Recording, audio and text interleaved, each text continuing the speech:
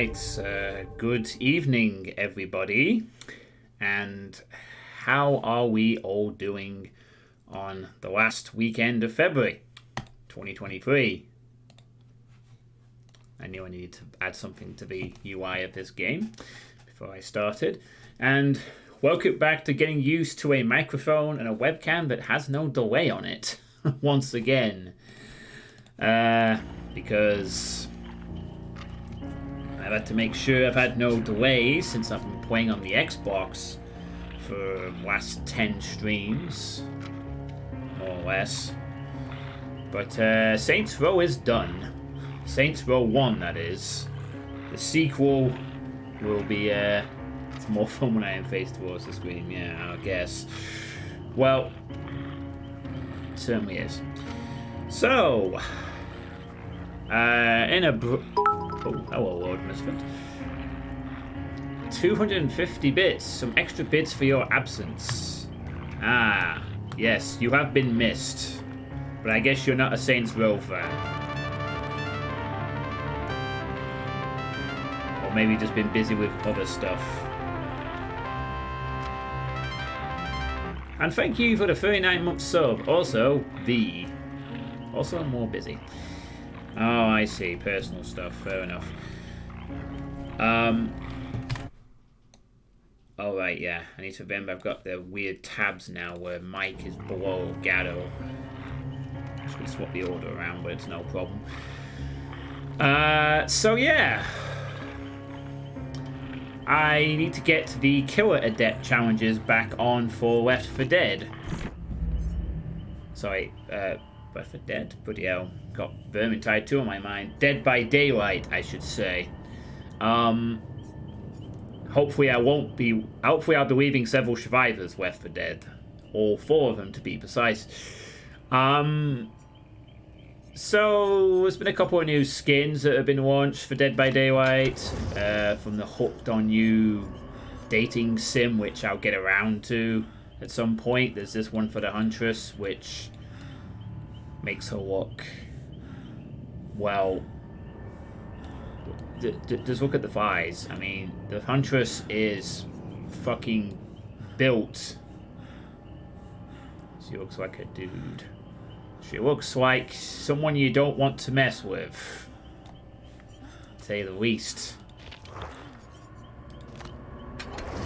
So this, and I swear I've seen a different color of this costume, but my god, this is gorgeous on the spirits. I mean, wow. Look at that hair. It is magnificent. Like, they somehow managed to make the spirit look sexy. That's quite an accomplishment. And I've already seen a couple of spirits use this skin. And to be quite honest, if this ever goes off being or excels, I would probably acquire this skin for myself. Because I think it looks awesome. And some other skins and stuff, and, you know, typical Dead by Daylight stuff. She might find a hat that can handle her hair, yeah. So yeah, other than that, mostly I'm just waiting until March the 7th for the Tools of Torment. Oh, I've actually started in the last week some bare bones spine stuff for a possible third GZ Doom mod. A third one? Wow. Also, on property-related stuff, Trailer Park is under new management. We had to do a lease signing. Oh wow, you have been busy. Bloody hell, Misfit. A third GZ Doom mod. Hey. Very nice. And in terms of the archive challenges, I am making my way through Tome 9, and I've done pretty well. So, yeah. We've seen part of that challenge during the Adepts. And yeah, you've been busy as well, Shakar. You've been working on some Z-script stuff, some testing you want me to do on something. I'll also try and arrange that for next month. I haven't done a playtesting stream in a hot month. This third mod would mostly focus around one of the original characters, the primary powers being time-awaited, among other things. Nice. Alright, so, for context, for those who don't remember what the Killer Adept challenges are, there has been a previous stream where I attempted to get the first one with the Trapper, which will now be officially dubbed 0.5, part 0.5. However, I technically have already got the Trapper's achievement. However, the Adept achievements as of 6.2, or 6.5 or whatever, were bugged. I don't know. It's part of the mask, I think. I don't think the Trapper has a beard. Well, he's not what we can tell. So, the achievements were bugged, and I technically got the Trapper's Adept achievement, but it didn't count. Because the Adept achievements were bugged. Now they are not bugged anymore. So, on a technicality, I got this in free, but also technically, no, I didn't. Which is why this is attempt number 4 and not 1. So, back to the drawing board once again for this one. So for those who don't know what the Adept achievements are, the basic idea is you take the 3 unique perks of each killer, and all you have to do is kill everyone. That's it. The old system was involved getting emblems, which required you to be good in chases, good in generators. You had to double pip, basically. So that meant you had to be good with generators, you had to be good with chases, you had to deny healing, you had to make sure they didn't get too far in the game. You didn't want to kill them too fast or too slow. No matter. Now it is very simple. Kill everyone using only your 3 unique perks, and the Adept achievement is yours. And that's it. So, with that in mind, once again, back to the Trapper. Now, I do have some ultra rares which I could consider, but I'm actually going to try and do what I did previously. I think the combo of having silent bird traps and having a slight increase to speed is pretty good. Now, I could actually consider using these as well, because this will increase the speed faster and also means that they have a 25% time increase. So I might actually use this one instead of just going for the flat out 30% setting. I think we should go for one that's even faster. It is the fastest one I can use, so I think we'll use the fastening tools as well. And I like having them be silent because it means I could potentially use them mid-chase or something like that, and also it means that survivors can't necessarily call them out or spot them or whatever. I mean, I might consider swapping that out, but I think having them be silent is useful in some situations. And this is just to increase the speed of picking them up, and having the slowdown will be helpful. And obviously set up an add-on, an offering for the shack, so that we can control that part of the game. That's going to be the critical part of getting the 4K, you know. Making sure they don't get the hatch and making sure that they all die. Doesn't matter how, they can kill themselves on hook. We don't know if disconnects will count towards this or not. I believe they might. Great, whatever. As long as we get the 4K, that's all that matters. So, with the Trapper, the main advantages of the perks are we will move to hooks faster with agitation by 18%, which is nice. We will kick through things quicker, which is also quite handy, generally speaking. A little bit faster in those chases where we have to kick things or whatever. And we have a bit of slowdown with Unnerving Presence, but it's not really that great of a slowdown, but it may help occasionally. If anything, it might actually warn survivors sometimes that we're nearby, potentially. Although, combined with agitation, we get a 12-meter increase. There could be some spots where survivors will be very awkwardly missing the checks. But it's the only slowdown I have. We're not blessed with a great slowing of the game abilities. That is, other than the traps themselves. The traps themselves are a great slowdown, at least for the end game, which will probably be the most likely outcome. And hello, Cherry. I see you haven't been out for a little while. I think you missed most of the Saints Row playthrough, in fact. I think you were summoned once, maybe just once, the whole of the Saints Row series. So, how was your little mini break from being on the camera? Meh. Yes, Cherry, I know it's not Doom. Doom is tomorrow. Doom tomorrow, Dead by Daylight today. Meh. Cherry, you can't just ask me to play Doom all the time. I know it's been a few days and you've not been summoned that much, but come on. Don't you have anything else to say aside from saying Doom? Doom. Are you just a one-note cacodemon? Me. Also, Cherry says hi to you, Shakar. I guess that's his other note. Yes, it's very nice of you to acknowledge your fellow demoness. Now, do you have anything else to say to anyone?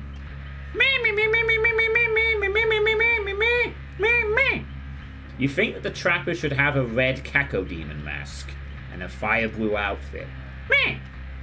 Well, great, Cherry. I mean, the stream's quality would massively dip forward and it'd only be seen for this part.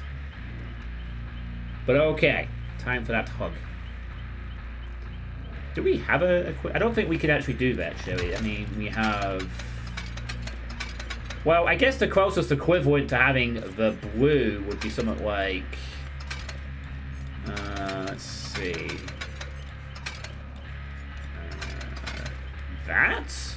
But then he looks like he belongs in some kind of industrial cyberpunk universe. Me. You like the blood? Yeah, of course you do. And that's you over-simulated now for the rest of the stream. Thanks, Cherry. Alright. So, let's get on with this. What about the one with the giant teeth? I want to play as the wrestler skin, though. I think it looks cool. On the giant teeth.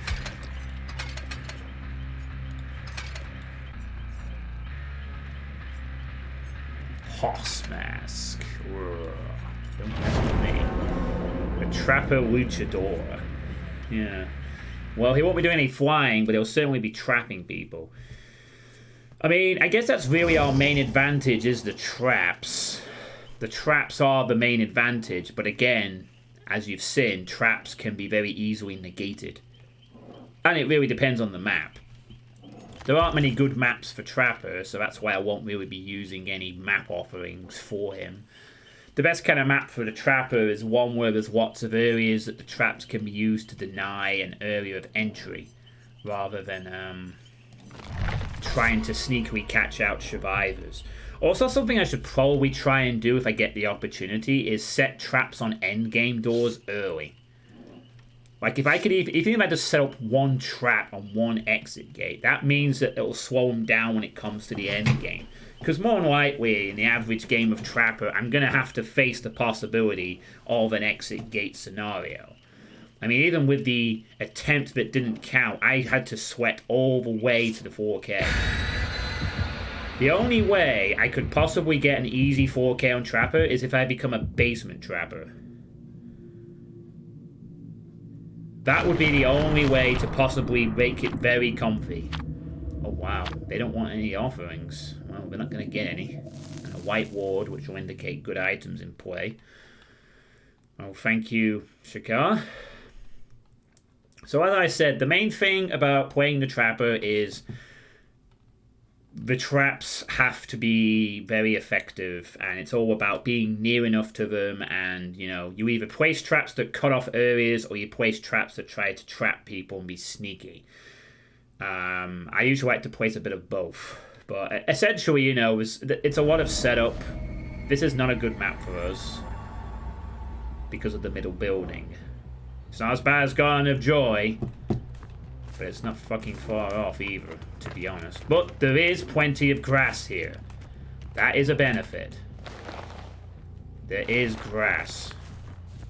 So that does give us a chance to sort of place some nice traps here and there. Basement is in shack. We can get this. Get an early down, that'd be a good start. And to be honest with you, we're going to have to play scummy sometimes on these challenges. Or I can just completely miss a very easy shot. What the hell was I thinking? I really tried. He's probably going to leave the loop. No, he doesn't. I am surprised. I don't know if he's aware of it. I'm going to leave that there. He might be aware, but now he's got a bit of a difficult decision to make. He has to give me that, yeah. And that can stay there. This guy should already be injured. So this is a bad start, and I'm going to lose 2 gens very shortly because of it. But we have set up a nice trap for later. Yeah, we're going to give up the chase because that building is essentially the same as the house in Garden of Joy. It is fucking awful. I could trap around it, but I've already lost a gen, and I need to get some pressure on somebody. I need to get it down. I need to start the snowball. I need to not miss very obvious hits. That Vitario should have been injured. I don't know why I missed. That's fine. We're going to leave that there. We're going to place a trap on the other side, and we're going to hope that they come back to it and fuck over at some point. And I somehow lost her. No, wait, she got some distance, I think. Because the main problem with the Trapper is the Trapper has to set up and set up and set up and set up. And if you rush gens, Trapper just loses. He doesn't have any ability with the adepts to actually do anything. My god. Where did they fucking go? Over here is the answer. I'm gonna place one here. Finally, it's semi-disguised. Oh, I really wanted that. Yeah, we're gonna lose this one, I think. I think we haven't got anything going, and the fucking survivors are just... If I get someone down here, I'm gonna push the basement as well. Where the fuck are they? Like, seriously? Oh my fucking god. They literally just disabled... I'm not gonna pick that up. Well, I am, actually. There's no point. They're gonna use this building, and I'm gonna loop around it all day.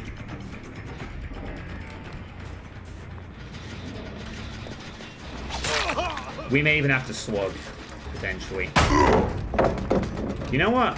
No, that's... I would consider trapping that, but I don't think it's worth it. We need to keep the pressure on someone. Anyone, really. Bloody finally. Fuck me. Like, literally here, I have to go all the way around outside. Now.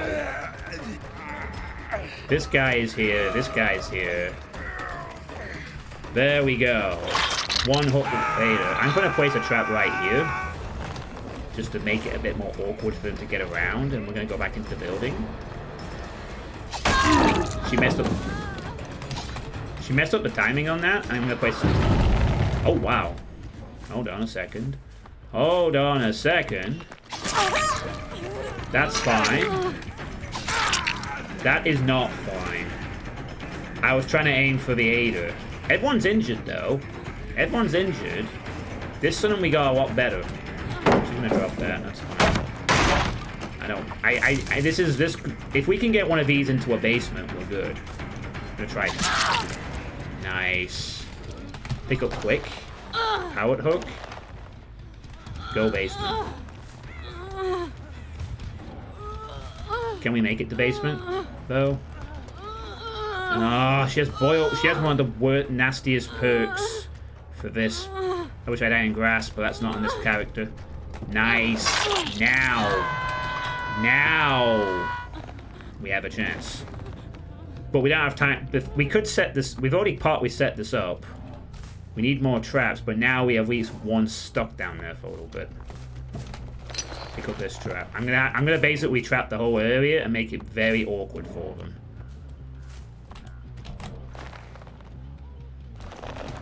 There, I'm not going to place every entrance, though, because if they figure out this is a basement trapper, they might just ren rush. So we do have to keep at him. But we force them into one entrance point. Now, I just need to... Nice, and that's why we placed a trap there.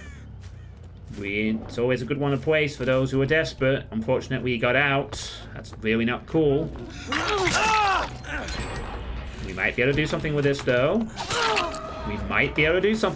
She takes the window. She does not take the window. Not a problem. Take the one we got. Yeah. We also have time now to put him on the back hook, which delays this even longer. Trap remains there. Now, the problem here is that they might gen rush and leave. Go on, do it. Nice. That's where the silence comes in. Beautiful. Now they will gen rush. Oh, they are throwing very hard here. Oh my fucking god. The trap is... Oh wow, I nearly stepped on that. I nearly threw the game.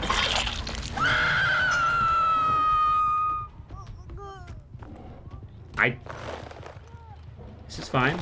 Even if they disarm them, they still have to go and disarm them. They can't just go in as the leisure. If I had stepped on that trap, that would have been me throwing the game. I'm going to leave one entrance deliberately open so that they're forced to... Well, just so I can go in my own way now. You can get stuck on your own traps. Yeah, if you get stuck on your own traps, you will be delayed yourself. Yeah, now, the thing is, when they go for this, we have to pressure the, She's gonna have to be trapped. What? What in the fuck? How did she get out of that? There's no way she got out of that fucking trap. Thank you. How the hell did she... Oh my god. That is frustrating. Somehow they are getting a clean getaway. Holy moly. She stepped right onto it. This one went down as normal. Oh my god. There's been so many mistakes on both sides, and yet they're still ahead. Oh, man. We gotta keep this here so that they, you know... Alright, okay. This is fine. This is fine. Let's just fucking... I'm gonna add an extra trap to this. I gotta really stick some pressure on this area now. We're gonna have to commit to the basement trapper play. Yeah, we're gonna have to commit very hard here. Let's injure this guy. Or let's just fucking not, because apparently they always get a distance. Yeah, let's keep the pressure on. They seem to be curious enough to stay around long enough. But my god, they're so smart running away. They never fucking, like... They are very determined to fucking just... Like... You know, if... Oh, yes, here we go. Not this time, buddy. Go, go, go, go, go. Got one. Okay, go. She's gonna trade here. I'm not having that shit where you survive this time. You're trading. Oh. Two of them have boil over. Okay, go, go, go. Nice. Trap again. Yeah, this is, like, really annoying to deal with, but we're on adept, so we can play any style we want. We don't have to play nice. We just have to get the job done. And this is a very good way of doing it. Could win the game here. Yeah, someone did, but they freed themselves. Me too. We're gonna focus on just get him on the hook. Go, go, go, go, go, go. Get him on the hook. Down she goes. Oh my god, she fucked up. That might be game. Right there. That's gotta be it. Oh, they have boil over though, but it doesn't... Now we can just hook them wherever. Like if there's a near hook nearby, just... No, fuck it. Go in the basement. It's easier. Two dead. Just don't step on that trap. For the love of God. Oh no, where is he? He's there. He also has boil over for some reason. No, for fuck's sake! You fucking kidding me? Where'd he go? Oh, thank God he didn't just walk straight out. What are you doing? Just...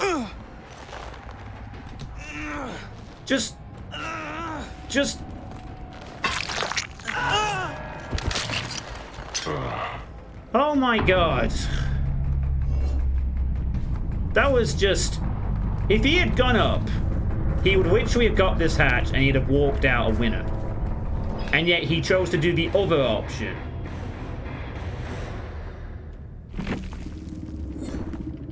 Oh my good lord. Wait, where the hell is my bloody achievement?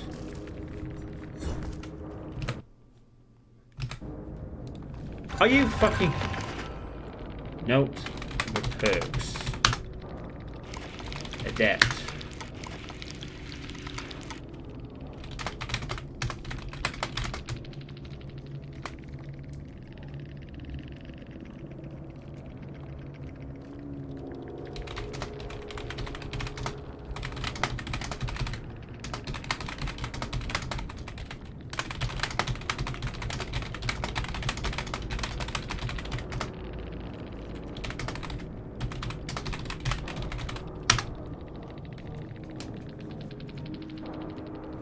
I don't believe this.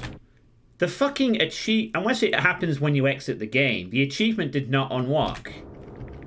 How can they complain about that? If you get a basement trapper, just gen rush.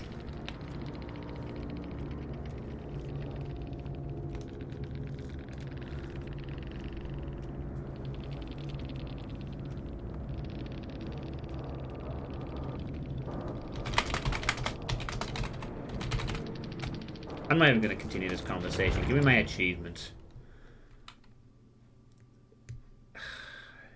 Is this some kind of a fucking joke?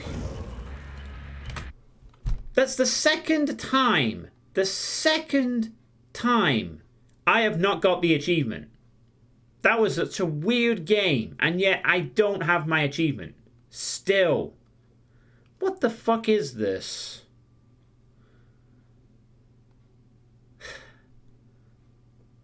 What the fuck are you doing, behavior? Where is my goddamn achievement? That's the second time now.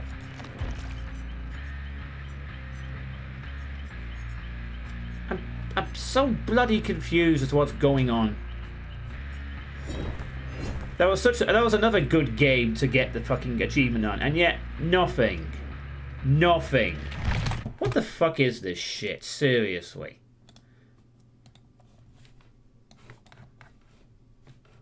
Go to the fucking forums. That's the second time now I've been denied this bloody achievement.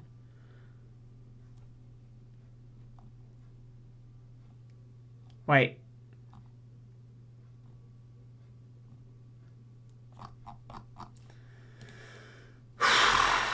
Just unbelievable. They said they'd fix this, but they haven't, clearly, because I'm still fucking...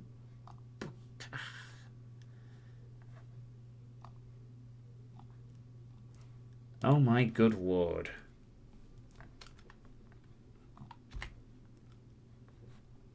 Gonna have to go back to the thread.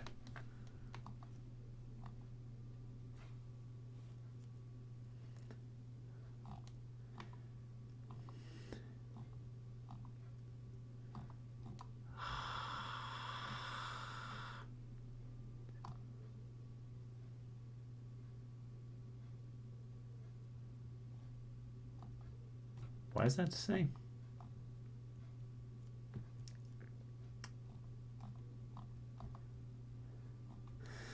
So it appears that the adept achievements haven't been fixed.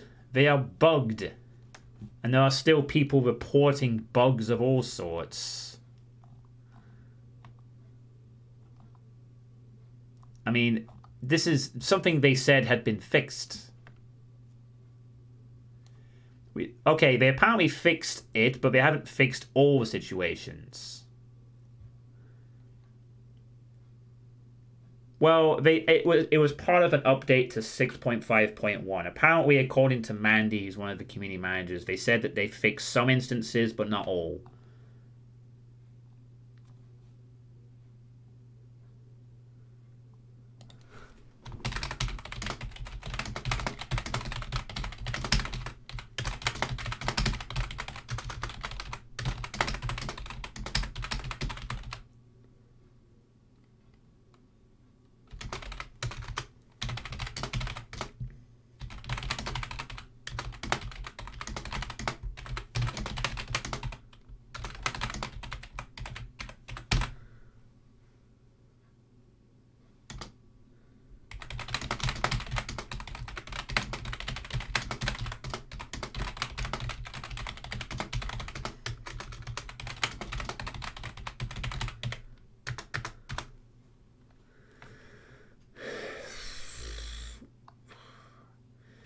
No, I don't know. I've sent them my Steam ID from the last time that happened.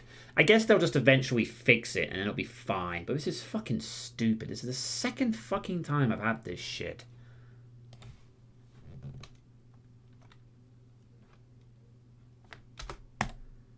I'm going to post just to keep the thread active and also to let people know that it's still going on. I mean, the last post was from yesterday, so this is still a fucking problem. Still fucking sucks ass. It doesn't help World Misfit, but the problem is that Behavior have this reputation for fucking... They'll fix things, but they'll fix them eventually, and then it's just... Fuck. So for the second time in a row, I can't do Killer Adepts because... Fucking bugged. I've also heard that some of the killers do work normally and some don't, but I'm not doing any of them. I want to do this in order. I want to do this here to here. Okay. Okay. That's fine. That's just fucking fine. So I'm going to leave the Killer Adepts. I'm not even going to count this as a Killer Adept stream because I literally had one attempt. So... Do I count that as an attempt? I fucking have this twice now. You know what? I will count that as an attempt, even though super technically, twice. I should have this achievement twice. And both times in games of different hilarities. The fact that... You know what? I'm kind of glad that this... At least we know. The good thing is that person didn't escape, didn't sneak the hatch off me, and then I'm sat here being frustrated going, how did I let a 4K slip? Because I stepped on my own trap. And I would have played another game, and I would have done the same thing, and it could have gone on for a while, and then I would have found out then. At least it's the first game, I could just turn this into a chill stream. That is bloody frustrating though. Right, well, sorry guys and girls, Killer Adepts are off the table because Behavior can't fucking code a game properly. Spaghetti fucking bullshit. Yeah. So, we're not ending the stream though. We're just going to turn it into a chill stream.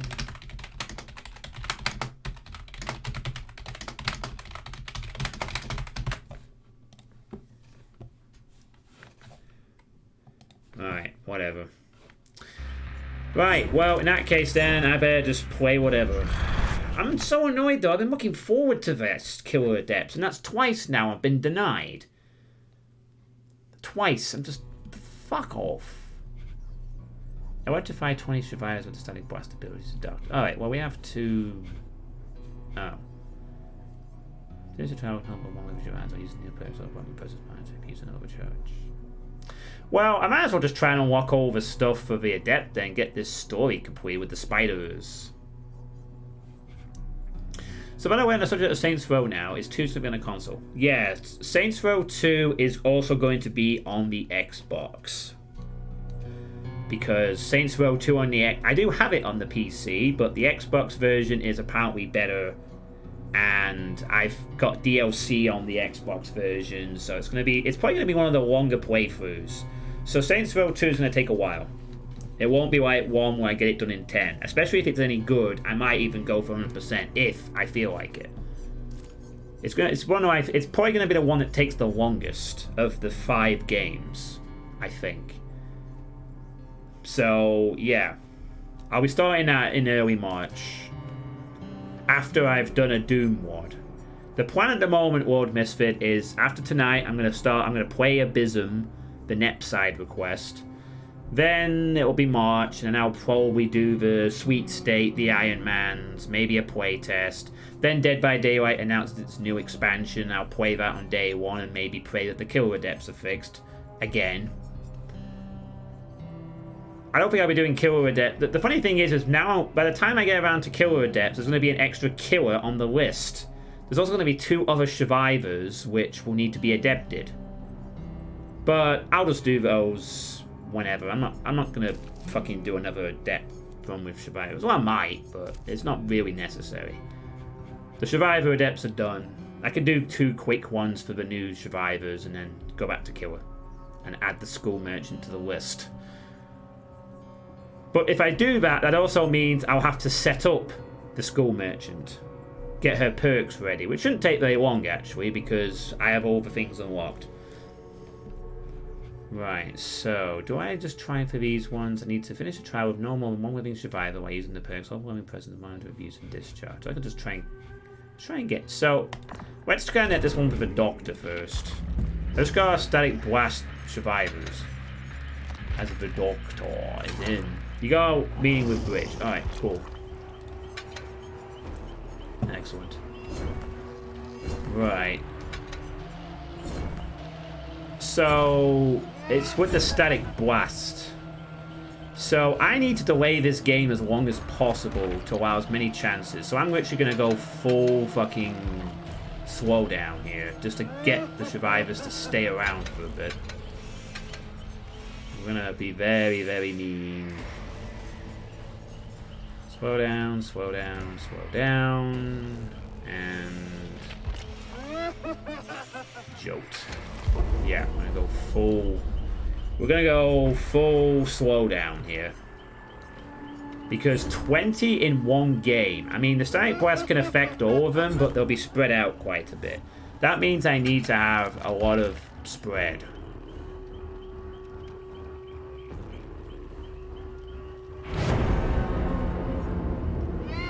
There's a way of slowing the cooldown by 2 seconds.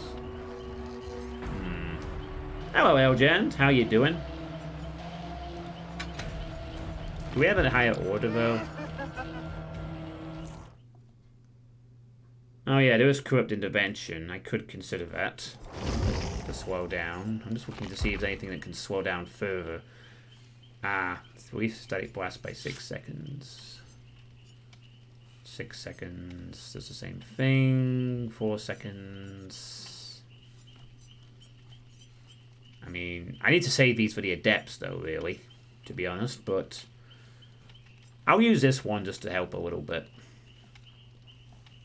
I disagree. I think Deadlock is very handy. Essentially guarantees a slowdown. There's ways to play around Deadlock, but it's not exactly easy. Yeah, but corrupt intervention is also, it's only useful at the beginning. I mean, maybe we can replace it instead of Jolt, perhaps.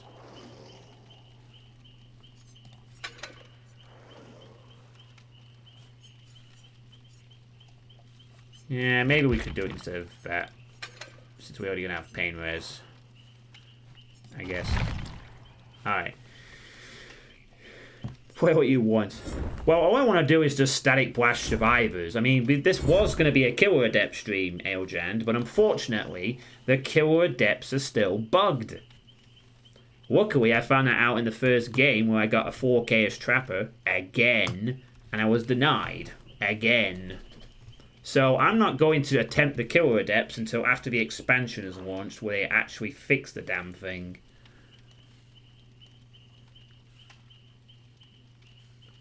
You know?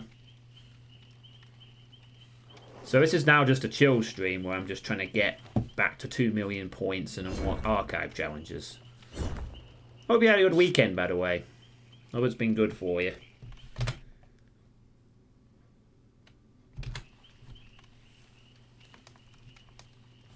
Alright, it's up again.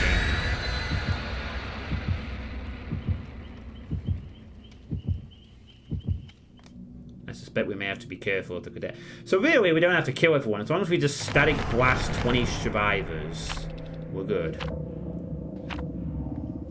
Boy, those other people were so angry in that other game. You know. Oh, you're such a noob. You're a basement trapper. If I saw Els up against a basement trapper, I'd just hop on gens for the rest of the match. There was literally no point. Like, if they look back over, if they ever saw that footage, they had several opportunities to literally just gen rush my ass and force the pressure on me. You know, if you ever go against a basement trapper like that, and there are basement trappers that literally will play just to get a basement hook and keep them there, then just treat them like a bubba and just rush the gens. Because you ain't going to do anything.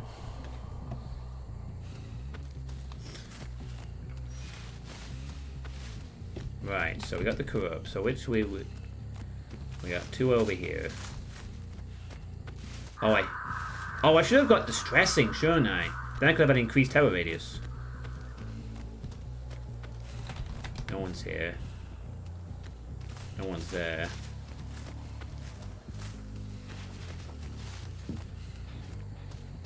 Alright.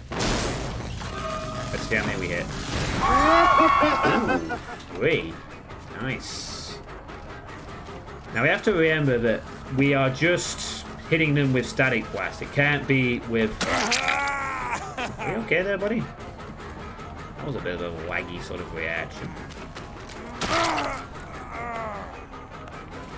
Never mind, he has dead hard. So...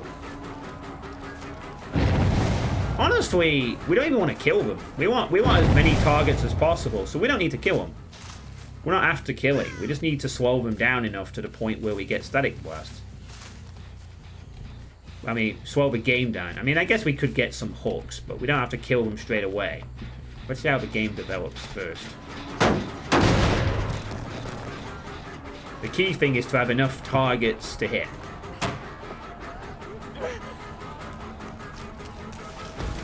So we do this again. See how many we get. Just the 1. Ugh, that sucks. Just gonna go for the bolt. Aim down, swing down. She actually lost a lot of injury dash to that. Alright, corrupt's gonna wear off, so we're gonna have to... She fucked up on the timing there. And now that corrupt is off, we are gonna need to hook people for 2 reasons. One is to slow... Okay, there's no scared guy. And the second reason is to get the no way out stacks going so we can slow the game down further and create more opportunities to do things.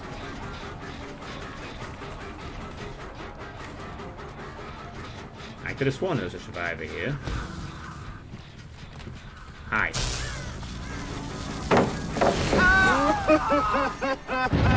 Oh, only one at a time. That's just the problem. I gotta use this ability like a bunch of times in the game. So asking for 20 is a big ask. They also did get a gen done, so now I gotta snowball but not kill him, so I can have more targets. Oh man, I'd have 3 here. I'd have 3. Hehe, losing me powered. Powered Freddy. I am the powered Freddy, but not really.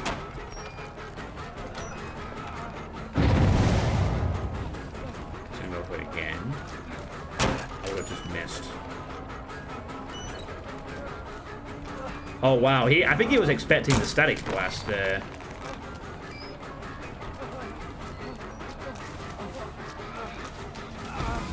Oh, this might be good. We might get more than 1 here. Nice! 2. That's good. We need to get this guy down. Oh, please tell me you wasted your dead hard. If you have a dead hard. They do have a flashlight. But... No, where the bloody hell did she come from? Fucking... Seriously. I wish we picked up and then she disappears. I've already... Is she the one I've already downed? I forget. There's actually someone healing above, so she waits a little bit.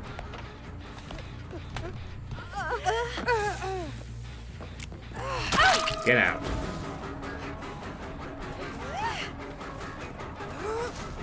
I think I've already hooked her. We need to do this immediately because at least 1 hit, right? You shitting me?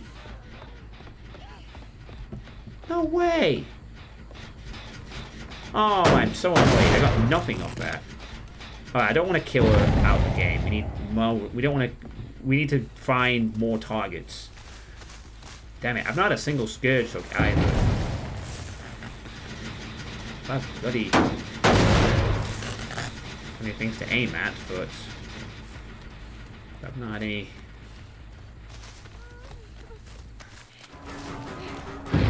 Oh, okay.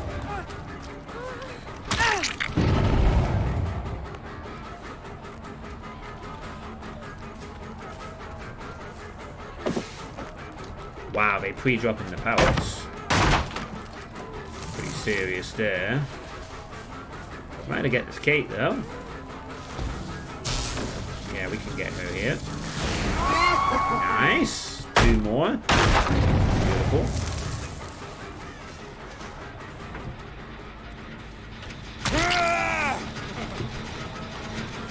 Oh, we didn't beat the gen. Oh, I just guessed he was behind me. I just took a literal guess, and it worked. And now we can get a Scourge hook. Finally. Boy, do we need one of those. In you go. And that was the most done gen, so that's good information. I mean, it might mean they're doing gens elsewhere, but that's okay. At least we know.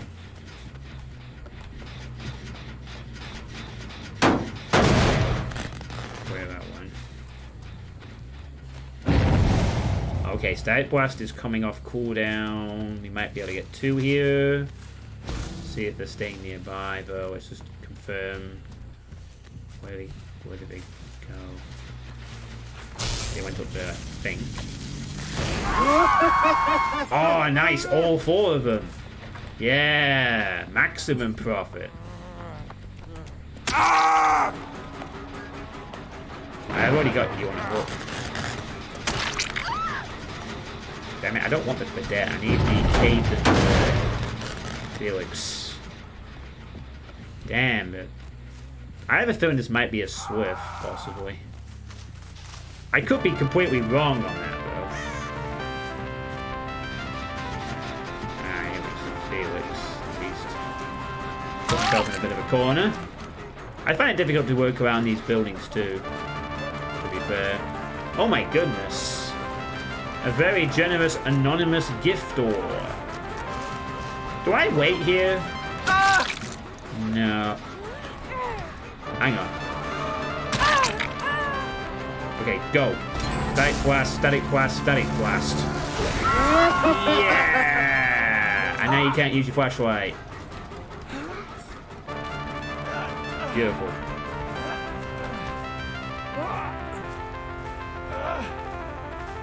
Thank you very much for 5 tier 1 subs, anonymous gifter.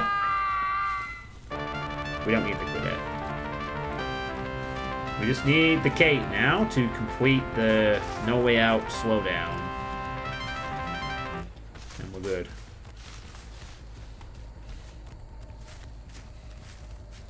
That one's completely dried up. That one's completely dried up. They seem to be keen to hang around near each other, so I do suspect this could be a 4-person Swift. To some extent. Here's the Kate.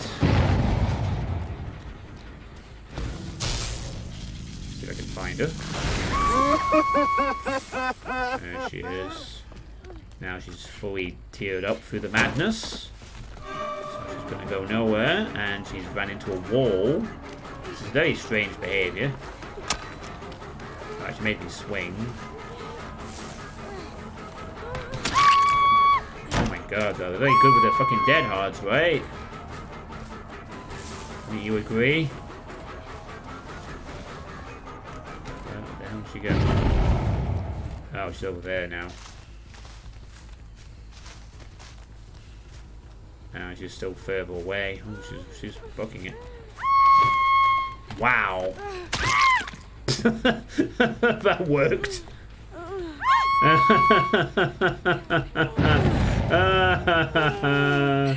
Oh my god, I just ran straight at it. She missed her timing and we just stood there and waited for the next hit. Deadlock. And a pain res. Alright. We only need 4 more.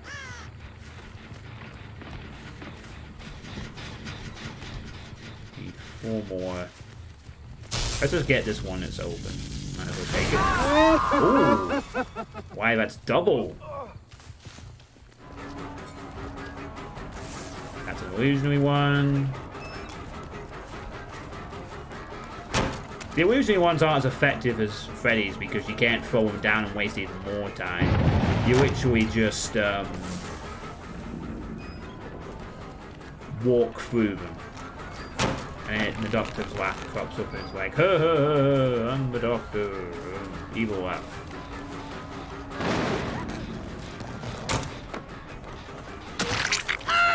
We can now kill that Quidette if we want to. But again, maximum targets is the priority here, not killing people. Once we've done our challenge, then I'll just kill them as normal. If I feel like it. But the more people are alive, the more chances we have to hit them with a static blast.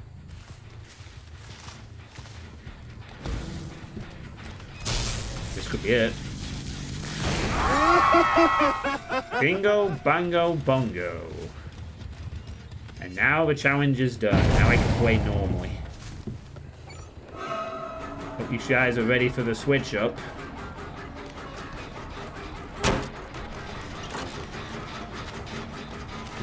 You guys are very much ready for the switch up.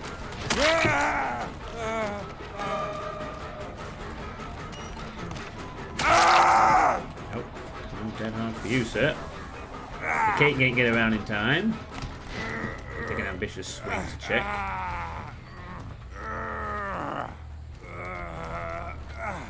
Get a pain res. This wasn't the pain res gen, so it's not the one with the most progression on it. That was not a fake.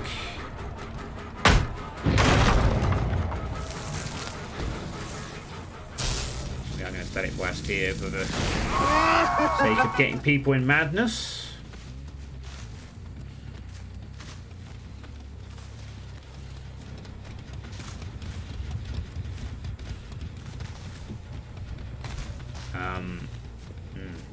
Yeah, lots of obscuring grass to slightly muddle the blood tracking.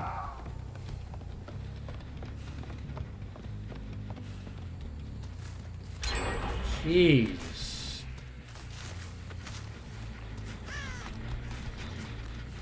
Alright.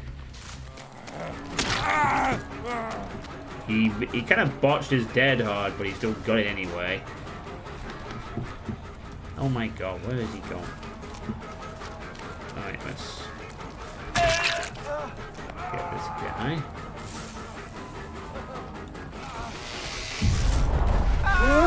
That's gonna throw him off. He's not seen me do that all game. He's gonna jump. Oh, you fucking smart ass.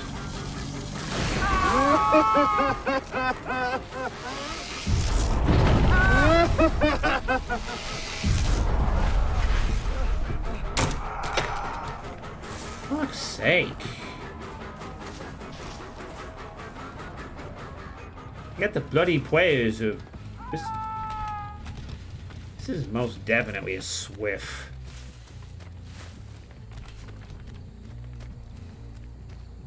Got 6 hooks on him though.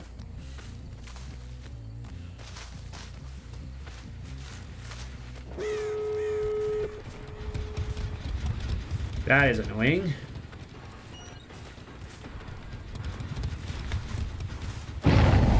Yeah, I still got no way out, so you ain't going anywhere just yet.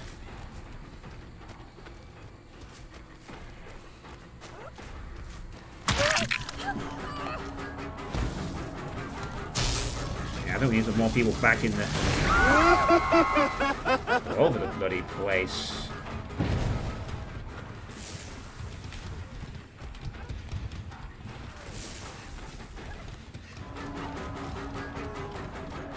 At least they're all in, like, at least tier 2 at this point, which is good. I wouldn't have got there in time. Oh my god, is this really a fucking near infinite? Some crazy sort. Please connect.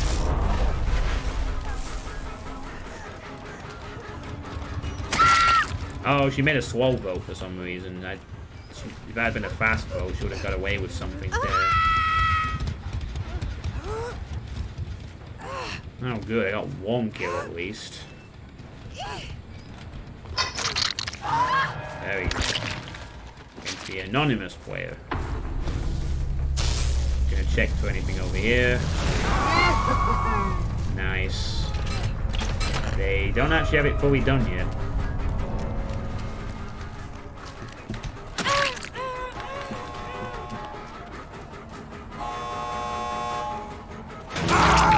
Oh, he was injured? Hey. Ah, she can't get here in time.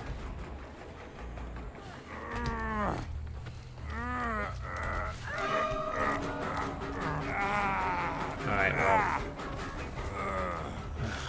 No bloody hooks nearby would have helped. There was one. I think there was one closer, but we got this one. Nice. Nice. Alright, well, that's 2k. It's not bad. 2k on a what I suspect is a Swift. Of some sort. Judging by the way they were sort of coordinated at points, I definitely think that was a Swift. But the challenge got done, so that's all that matters.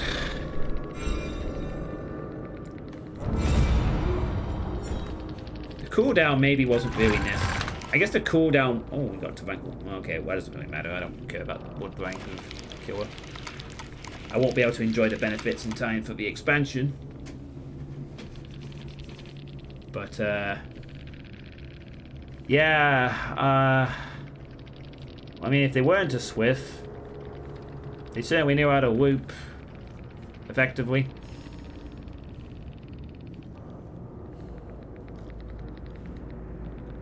Self-care for some reason. That's an interesting choice.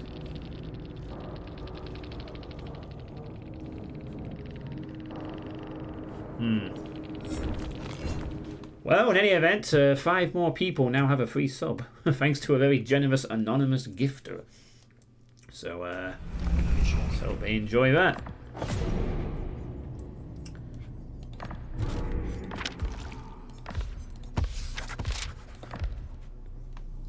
Chamber of Blood, the tale that follows. Constable Duncan J. Smith said thousands of dogs haunted him wherever he went, but no one else saw them. To get away from the dogs, he would hide in the crawl space underneath his cabin, or he would hide in the shed where he kept his snowmobile, or sometimes he would escape to the glaciers and hide in the ice caves, where he prayed for the howling and the yelping and the whimpering to stop. But the howling and the yelping and the whimpering never stopped, and no matter where he hid, the dogs always found him. The first day Duncan saw the dogs was the day he started questioning his job, or rather, it was the day he started questioning the law and what he was doing with the law. There was something about legally destroying dogs that felt off, that felt wrong. Something that tugged at his heart and wouldn't let go. Something telling him that he needed to get out of the cold, lonely Arctic archipelago before it was too late, if it wasn't already too late. For Duncan, it was the first time in his career as a police officer that he realized that the law wasn't always the glorified tool for civilization he had imagined it to be. Sometimes the law was something else. Something blunt, something hard, something almost like a gavel of destruction or oppression, or perhaps both, destruction and oppression. Truth is, Duncan wasn't sure what he was thinking anymore. He was exhausted, and the dogs, well, the dogs just wouldn't leave him be. And all he wanted to do was return home and farm. He liked working on the farm. Things were simpler on the farm.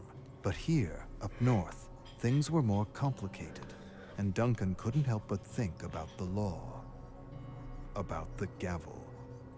And the last thing Duncan wanted to do was wield that gavel against anyone.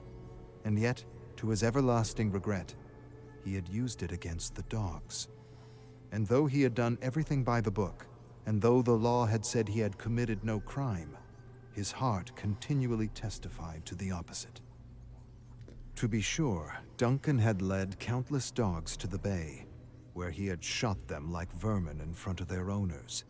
And it was only when he was alone and surrounded by their ghosts that he would admit to himself that what he had done didn't feel so right, and that maybe, just maybe, these dogs weren't the dangerous beasts or the diseased rats his captain had made them out to be. They were, well, they were something else. They were friends. They were family members. They played with children, entertained them and kept them safe. They warned against approaching wolves and polar bears, and even snowstorms. And more than anything, they made sure no hunter ever got lost in a blizzard, unlike those unreliable iron dogs or snowmobiles that broke down in the middle of nowhere and left a trail of black smoke across the cold, white, endless expanse. No iron dog ever led someone out of a blizzard. The same could not be said of the dogs. The dogs he had so heartlessly destroyed.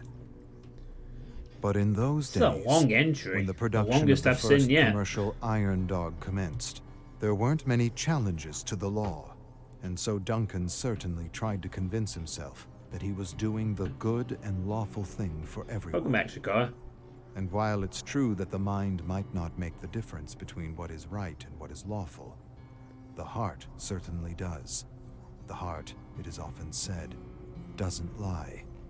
Nonetheless, Duncan found ways to trick himself and ignore the appeals of his heart. He told himself these dogs weren't like other dogs, and he actually believed his lie for a few months. But as time wore on, he very quickly realized that these dogs were, well, like the dogs he had known back home. Knowing this made it harder and harder for him to fall asleep, and soon he started to hallucinate and see all the dogs he had shot. At first, it was just one. Then it was two. Then a dozen.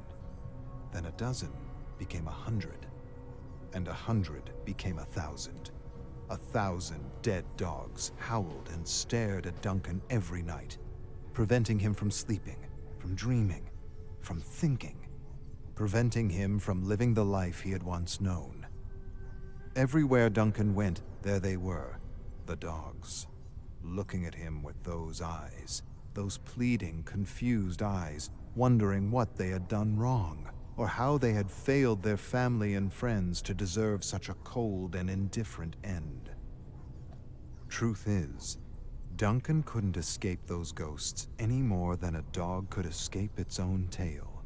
Wherever he went, there they were, following him, reminding him of all the lives he had disrupted and destroyed with, well, with that gavel. One evening, Duncan sat in bed, holding his aching head in his hands, staring at the decaying dogs sitting all around him. They watched him closely as he tried to fall asleep and howled or barked every time his eyelids began to slip. Trembling with fear and exhaustion, Duncan murmured he had done nothing wrong, and that he had acted in accordance with the law, and that they should just leave him alone. But the dogs wouldn't leave him alone. They just stared at him in silence with those eyes. Eyes that reminded him of his own dog.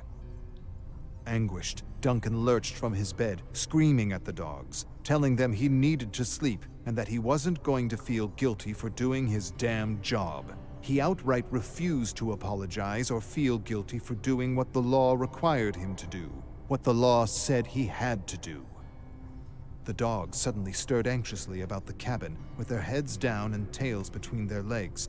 Duncan's screams grew louder and louder, and one by one, the dogs whimpered and whined for their lives like they had done when they had been destroyed. Then, just like that, they vanished into thin air, as though Duncan had finally scared them away. When Duncan realized the dogs were gone, he collapsed into his bed and prayed that they should finally leave him alone. He just wanted his life back, for the dogs had robbed him of his strength and freedom, and even his sense of identity as a morally upright officer of the law. That night a storm picked up, and blew all around Jerry, his small shh. cabin. Listen. Feeling a chill seep through his bones, Duncan rose from the bed, You stop and he that. made a small fire in the iron stove as he remembered his first and only dog, Buster, a plump, yellow Labrador retriever with a black snout. Smartest, kindest, and warmest dog he had ever known. To Duncan, Buster was more than just a dog. Don't do that to the camera. He was his guardian, his confidant, No, his Jerry, best no, the friend. stove is wrong. He was the I don't know brother who he this never guy had. is, but it doesn't matter. He caught rodents, I've earned this guarded archive. against coyotes, and Stop drove it. cattle on the Me, farm. me, me, me, me, me. His father No. used to say a good dog No. was worth 2 or 3 farmhands, and Buster was certainly worth 4. Me, me, me, me, me, me, Thinking me, about me, it me, me, now, me. he was glad that no one ever Jerry used says the he'd law like to be your against Buster, companion. or Sure. any other dog in his town for that As long as matter. he can spit fireballs and melt To be people's sure, faces, Buster he's wasn't good. as big or strong as these Arctic dogs, but he was quite the hunter, and had once even saved him from a wolverine. But what Duncan remembered most was that Buster used to curl up in Jerry, bed with wake up. him Wake up. to calm his Jerry. anxious heart Jerry. and help him drift away to sleep. Me, me, me, me. Alright, wait, let's And sleep. now Duncan longed for nothing more than the undisturbed, soundless sleep of youth. And as he longed for sleep, the wind blew harder and fiercer through the cracks of his cabin. The fire flared, flickered, and snapped, casting violent shadows that seemed to tell stories. Duncan rubbed his eyes to make the hallucinations go away, but wherever he looked, the shadows took the form of officers and hunters shooting at confused and frightened dogs as a thick and unnatural black smoke began to fill the cabin. Duncan tried to pinch himself awake, but when he realized he wasn't asleep, he quickly shut his eyes and once again begged for the dogs to just leave him alone. He wanted one night of rest, just one night. His brain reeled with despair, and he began to hear the warped voice of his captain laughing at him, shouting at him, tormenting him, telling him the dogs were dangerous, aggressive, a definite blight on their future plans. Duncan felt madness clutching at the seams of his soul. He screamed that these were lies, all of them, and when he opened his eyes again, the black smoke was gone, and the shadows were once again meaningless shapes flickering about the cabin. But just as Duncan sighed his relief, he heard a sound. A gentle, scratching sound at the door. Then he heard a bark that sounded vaguely familiar. The bark came again, and it sounded like Buster. Duncan narrowed his gaze and cautiously approached the thick wooden door. The scratching stopped just as he placed his hand on the doorknob. He stood in silence for a long, tense moment. When the scratching came again, he quickly opened the door and caught a fleeting glimpse of yellow fur disappearing beyond thick sheets of falling snow. Exhausted and confused, Duncan rushed into the churning storm in his undergarments and slippers, yelling for Buster to wait for him. Then he stopped suddenly when he realized he was being irrational. His tired mind was playing tricks on him. Buster had been dead for over 20 years. He had been hit by a car. And for a fleeting moment, Duncan remembered holding his paw on the side of the road, calming him down as his life slowly seeped away.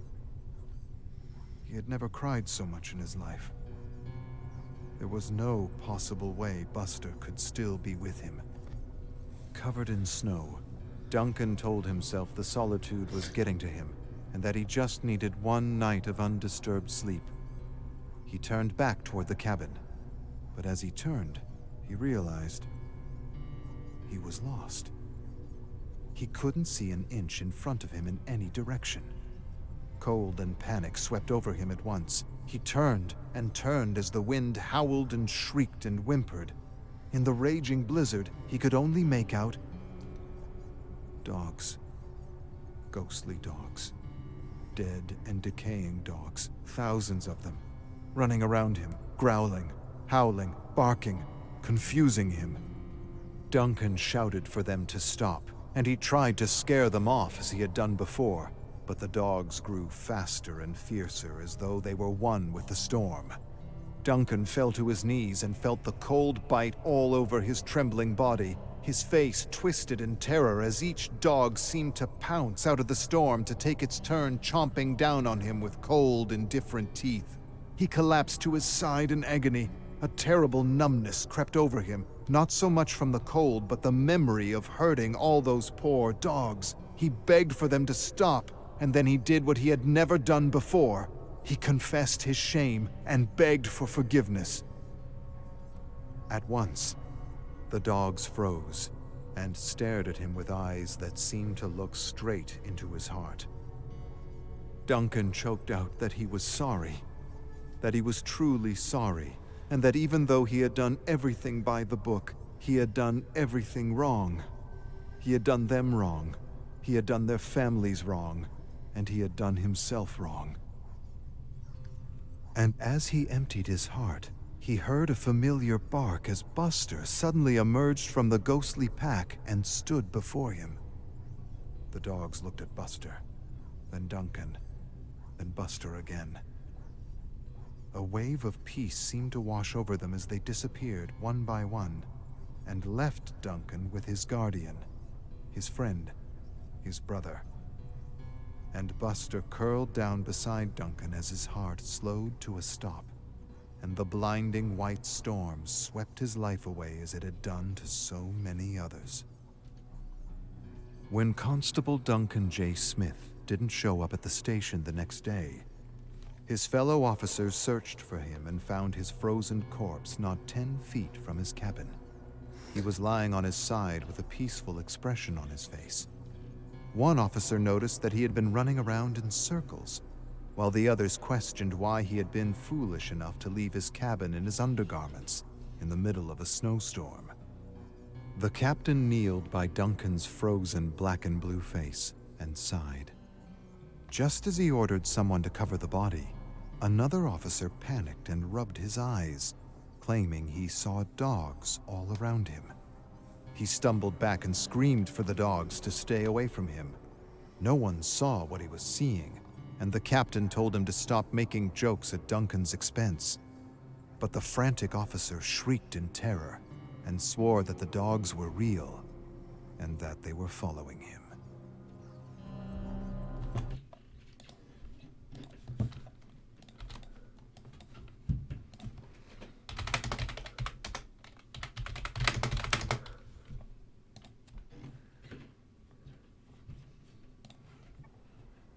What the hell was that?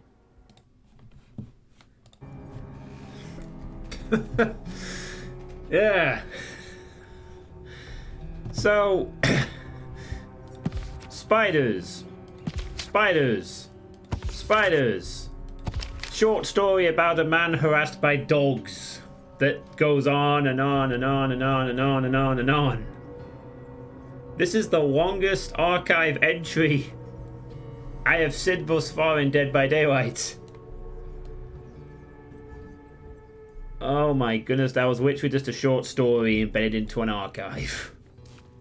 I didn't have any, it's called Web of the Abyss, not poor Duncan and Buster. I mean, I get the idea of these, that they are kind of random tales of different people, but, you know, spiders, dog. What's the fifth entry going to be? About a man who gets trapped under a fucking truck. Alright, well. Etc. Spider dogs, mannequins. Yeah. Alright, well, you know what? I've got one more challenge to do for what the final part of that, and there's a video. Finish a trial with no more than one living survivor while using the perks Overwhelming Presence, Monitor and Abuse, and Overcharge. So, Sakar, do you want to pick the killer I will attempt this on? Which one of these 30 brutal, horrible killers do you want to... You want to stay with the doctor? That's basically almost an adept, except it isn't. You can... Oh, you want the Huntress, okay. You miss your... Alright, overcharge...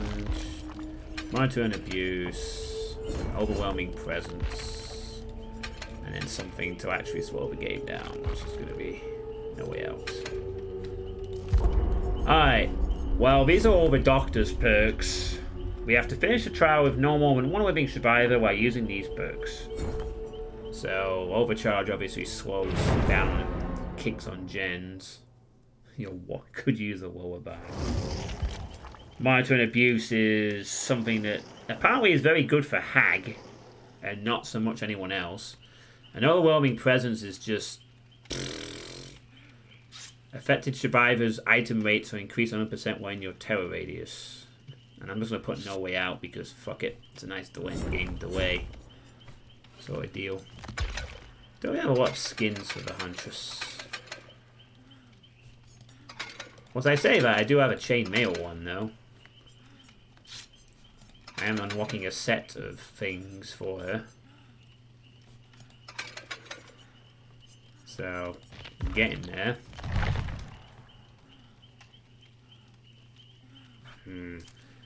Gotta remember that Meg has a flashlight. Oh yeah, funny thing by the way. Apparently in the newly released game Atomic Heart, there is apparently 2 Dead by Daylight sound references in the game.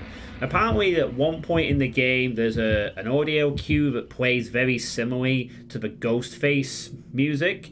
And then apparently, although I've not seen it, in the very next room, apparently the fucking Huntress's lullaby plays. Granted, it's a traditional Russian song, but apparently in the same area, there's an audio clip that sounds like it's the Ghostface music. And apparently then you hear the Huntress's lullaby at some point. There's a fridge that sings the Huntress's lullaby. Alright, so it's a fridge. So I guess someone on Atomic Heart really likes Dead by Daylight.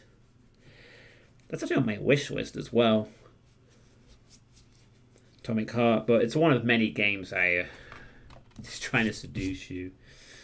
Oh god, can you imagine it? Imagine if I came across that and it just started like humming the lullaby. I'd be more tempted to immediately leave the fridge and watch out for axes and mulberry bushes. You want to see it? Nah, I might end up playing Atomic Heart at some point in the future. So, maybe not. I might not, but if I play it like a few years' time or something, then it might be nice for me to forget about it and I can get the reference again. Alright, well, the first thing I need to do is immediately get rid of that. That serves no... Oh, I should have gone for Iron Maiden. Nah, I'm gonna give up speed of walkers for fucking slowdown, I think. There's a survivor over there.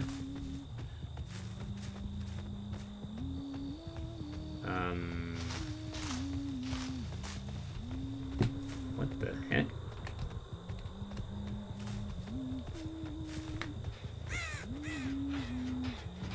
Weird.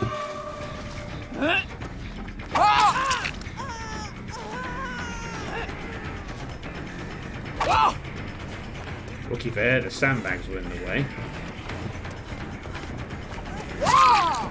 I think that was a dead hard. And since she's the one with the flashlight, I don't have to worry about anyone else getting the flashlight saved at the moment. Very good. I'm gonna reload. Yeah, this is how long it takes without Iron Maiden. Unfortunately, I'll have to get used to that for the adept when we get around to it, because I don't have the...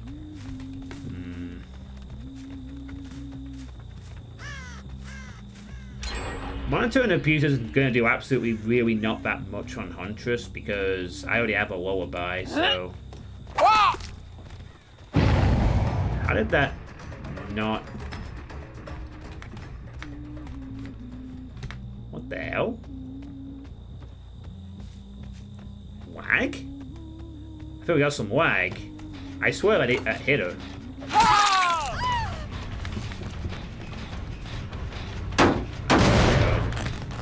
That was a bit strange.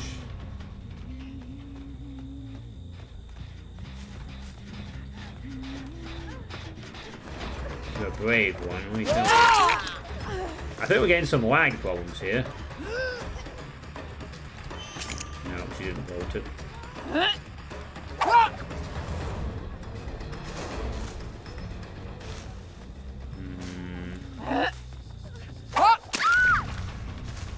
Boom.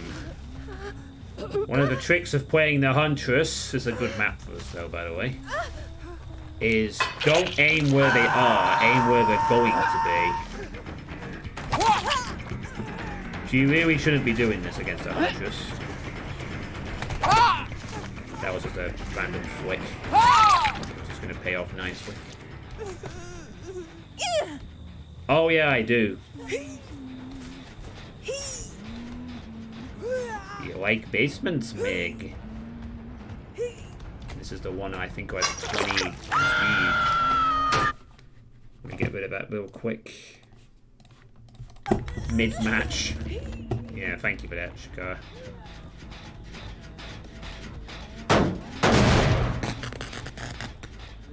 I mean, the main benefit of monitoring abuse is that it masks your terror radius down 8 meters when you're not in chase and gives you a small shadow bomb type effect. I don't know where she is, so I'm just going to head back to the basement to try and secure a kill here. And it increases it by 8 meters when you are in chase. So apparently on Hag it's very good with the Hag, I believe.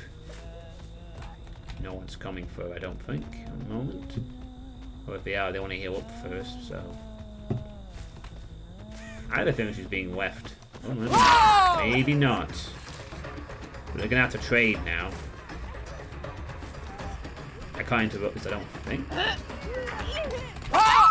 Ooh, now then. If we play this smart, we might be able to secure 2 kills here.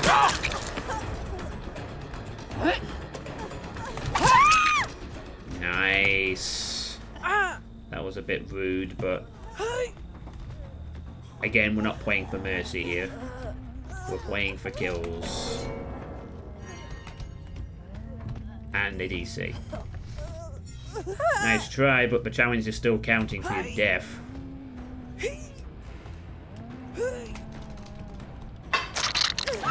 It was rude, but you know, those are the risks you take. If I was playing a normal game, I'd probably be inclined to let her out, but, you know. I have a challenge to do. I'm allowed to be an asshole. Nah, she's gonna hide behind there. Yep.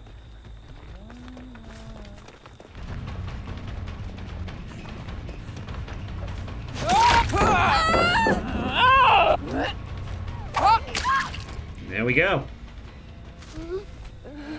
I aimed where she was going to go. Because the hatches aren't actually as fast as a hit scan, you have to aim ahead. Get rid of this power. Yeah, that counts as a death, that actually is good. Now, that's for the... I'm gonna get that, unfortunately. Oh, where'd she go? Oh, she's actually wounded, she can't do this. Nice. Got a dead out off her. She drops that, she dies. Yeah. I mean, I nearly missed that, but you don't have to cast it against Huntress. Because it's very easy to hit the other side. I know, because I make the same mistake. Right then?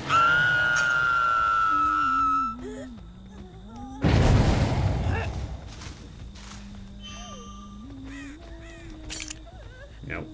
No dice.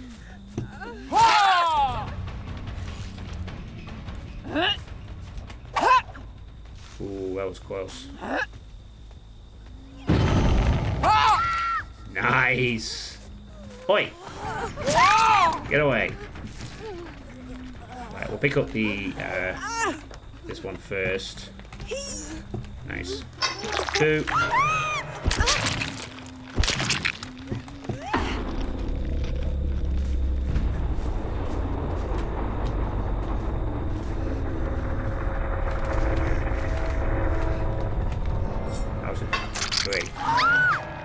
Challenge complete.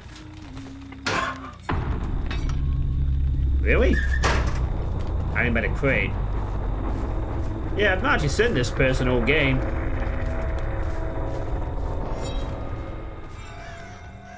And the challenge is done. We'll head to hatch. She won't be there anymore. She'll probably be looking for the hatch. There's no offering, so...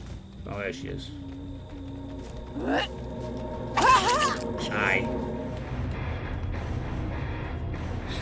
She was legit hiding next to me when I killed the blonde at the power. Nah, it doesn't matter. We got the challenge done, so... Good stuff. Fun. Fun little game. Look at that chainmail. Like, the full set of that will be interesting to see. I guess it might be similar to, like, the chainmail on Vittorio, but for a huntress. Oh wow, that was the rank, that was the prestige 20. And they disconnected. They weren't very happy. And yet the player with technician was the one that got away. Good stuff. Yeah, I mean, I guess we now know that they'll count as a death. That's a good point, actually, Sakara. That means that disconnects will be fine for adept then, in theory. So, as I said, as long as they die, that's all that matters. You know, if people want to disconnect against a nurse, that's not a problem.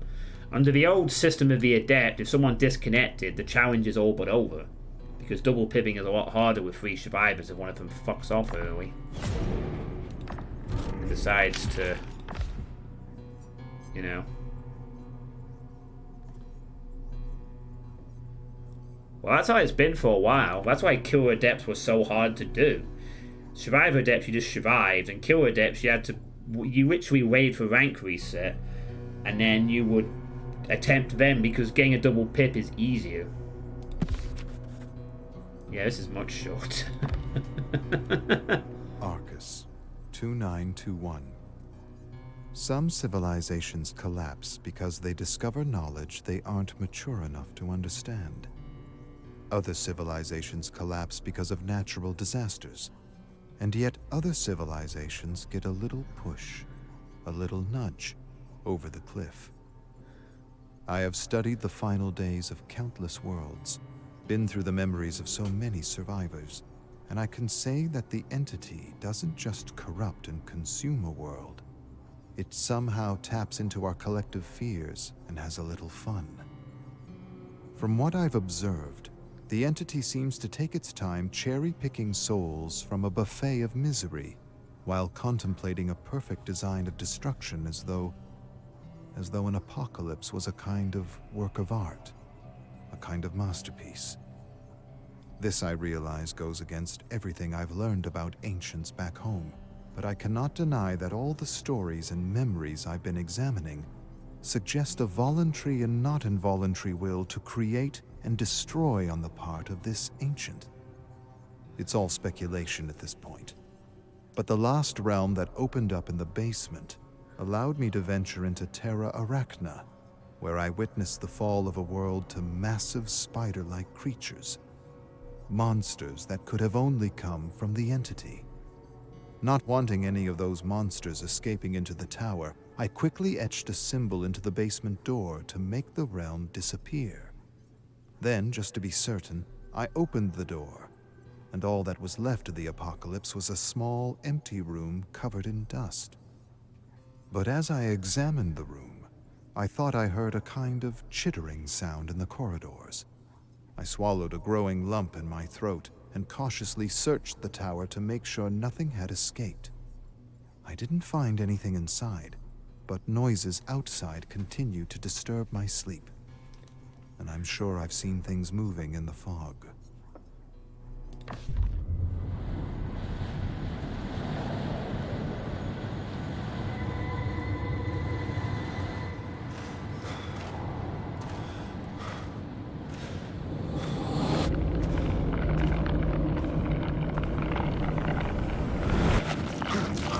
Spiders! Spiders!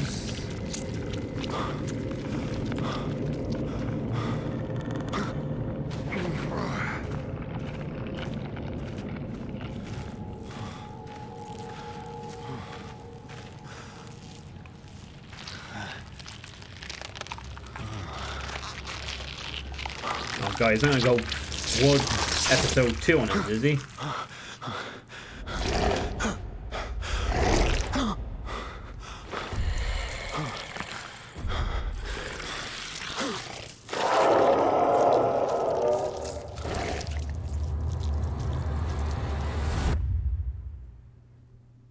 Spider Mummy. Yeah, that's the guy who is like the Watcher, who's stuck in this tower that does all these entries and searches the world in an attempt to get back to his own world and also to destroy the entity. So that's why there's all these random logs and entries and stuff. There is kind of a consistent story that builds up of him discovering things, and, you know, he's basically a guy stuck in a very bizarre world of the entity, which is the thing behind all of this game's existence.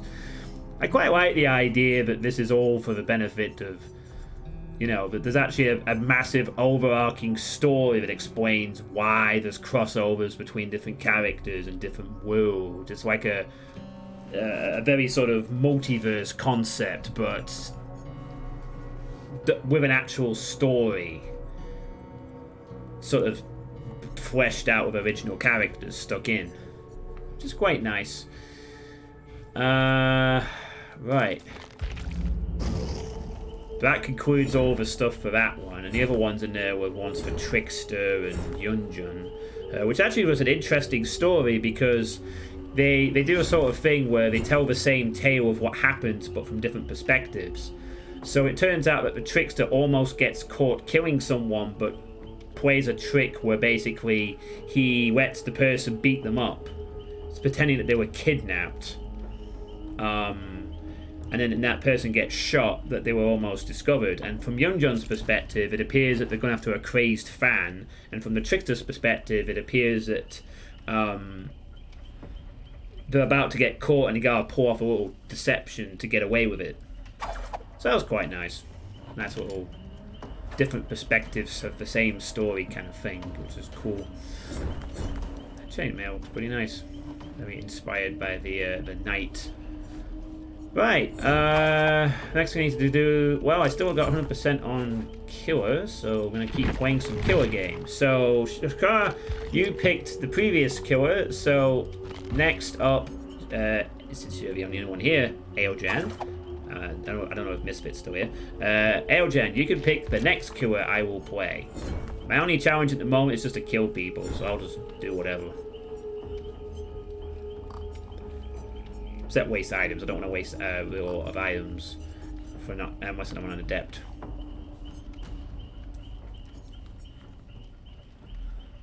You know, I'm getting the 2 million blood points ready for the next expansion, and I'm gonna dump them all on the school merchant. Actually, no, I won't be doing that. I think the first thing I'll do is I'll get all the adept perks on all the characters, so that if I do want to do more adept runs, I'm ready right away. Don't have to wait very long. But I will be sort of unlocking the school merchant stuff because I only have to spend 24,000 shards because it's not it's an original character, so they'll each be 8,000. Is it 9,000? Sorry, 9,000. So 27,000 shards, and then I'll just unlock all this stuff. And because I've got every single character stuff unlocked, the only things I'd be getting in the blood web for a character would be their perk, their perk, their perk, and the common ones. So possibly by the time that I get to level 50 on one blood web, I might have all their stuff unlocked on the characters. You know, it won't take very long at all to get their stuff unlocked. I have seen tiny bits of the new Killer. It generally seems that the community is not that impressed with the school merchant. I quite like the look of the new Killer, but I don't know how she plays. I don't know what her perks do other than one of them.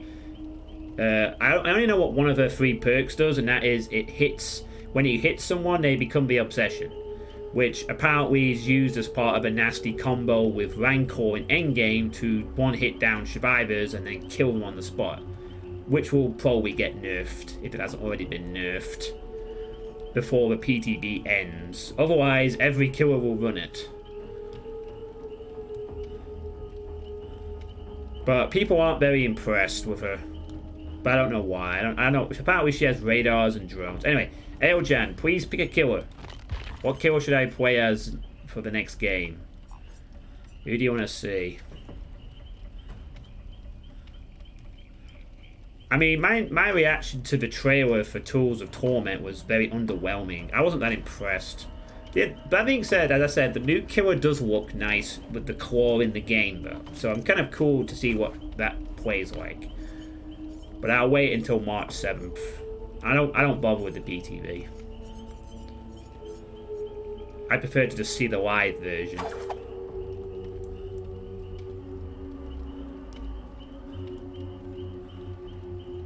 PTB is something I might partake in if I have absolutely nothing left to do. Like if I ever get to a point in the future where I've done all the archives, I've done all the challenges, most of the achievements I want to unlock are done. So it might be like, okay, well, new killer, I'm going to play the PTD to see him a bit early. But I got enough to do, so I don't see the point. Especially when in the PTB, things get changed a lot. Are you got any killer in mind, Eljand? Any killer at all? Any killer you want to see? Also, I still have this bug with Sadako with the black well. Behold, the black well of Sadako. It's not supposed to be black. It's supposed to be a stone structure. It makes it look like she's a fucking Mario character.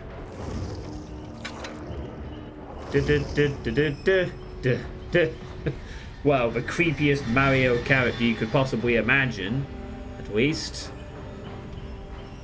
But there you go. So, who do you want to see? I must realize that some Mario music could be in order. So creepy. Who's the creepiest?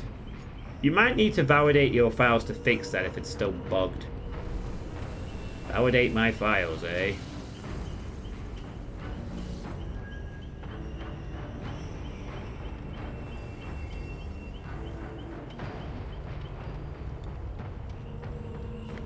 Oh, hey, Deathwing. Hey, killer adepts are still bugged.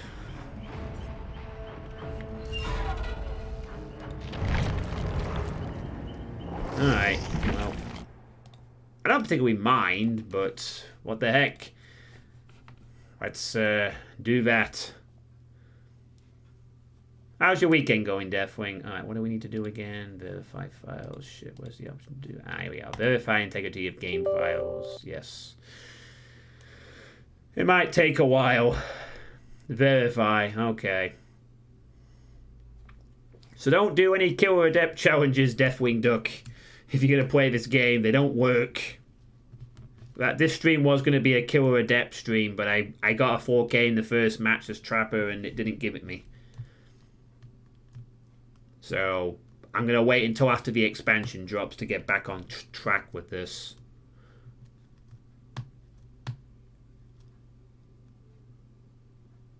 I only got 32 gigabytes of space.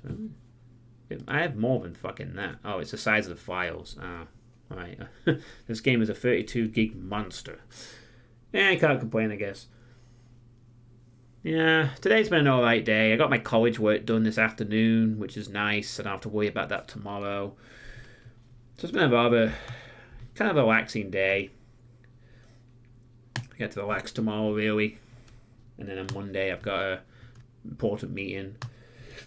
And then it's March.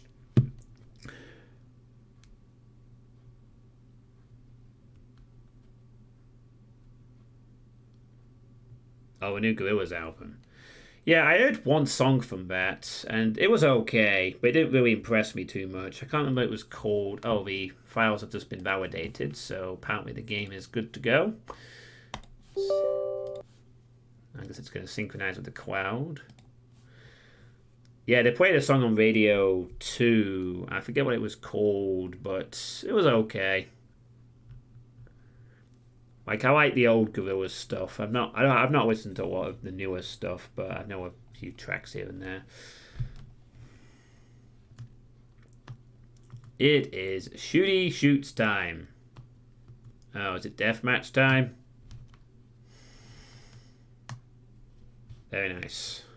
So I'll be working. Yeah, I might come join you later. Not right immediately. I'm probably going to do this about another hour, and I'm going to head off. And I might join you after, or whatever. We'll see.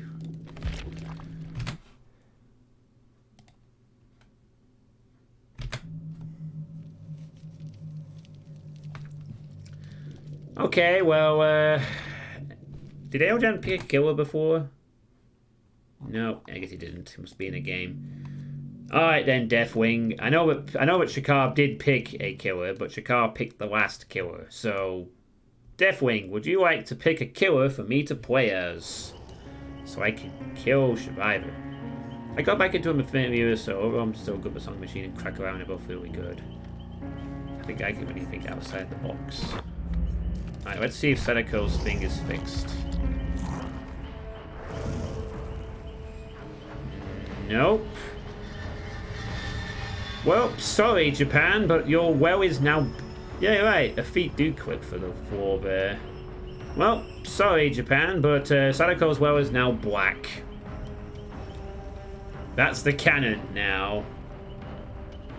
It's canon!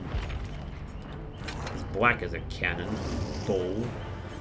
You want to play as Wesker. It's Wesker time.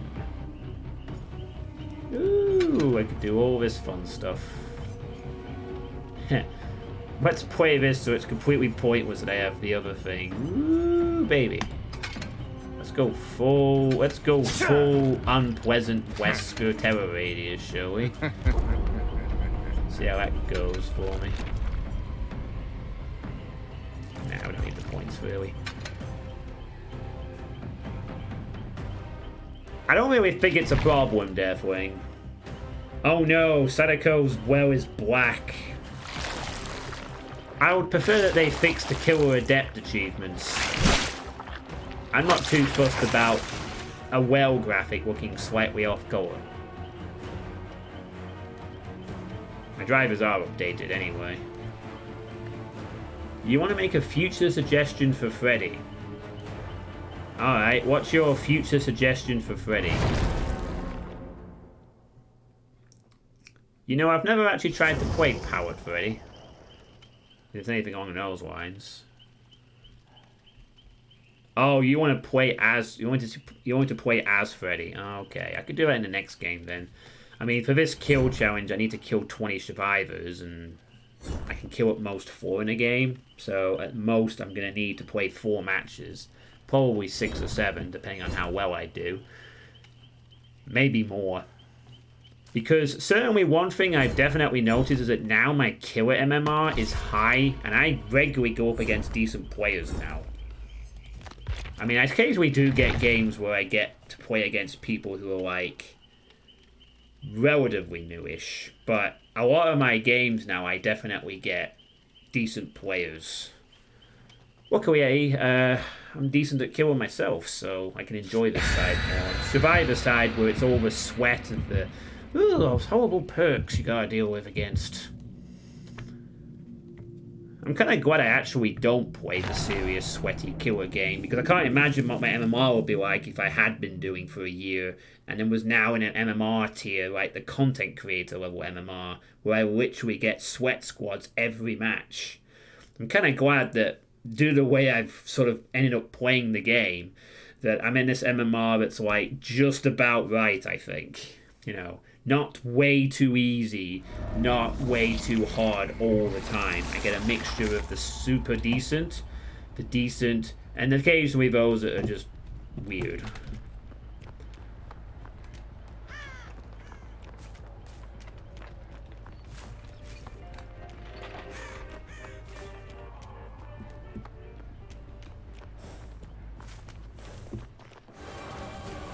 It's wesking time!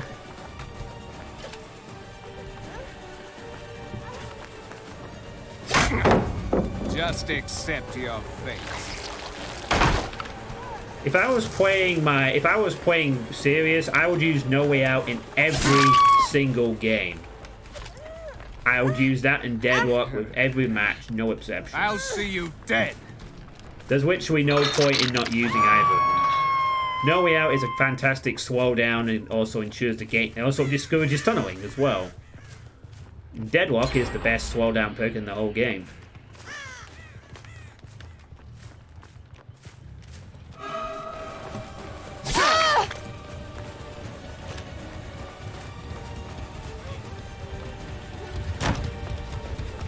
Yeah, I use endgame. Was she? I was gonna say until I realized she didn't have a key. Was she attempting to do the clairvoyance trick? Sorry, the key trick, the key tech trick that people are probably gonna start using now because Noob 3 uploaded again, and as which we fucking Noob 3 is back. Like, I discovered his videos a while ago by complete accident, and I actually liked the style of his videos. That was a fast heal, I think. And now he's back, and he's doing modern videos, so cool.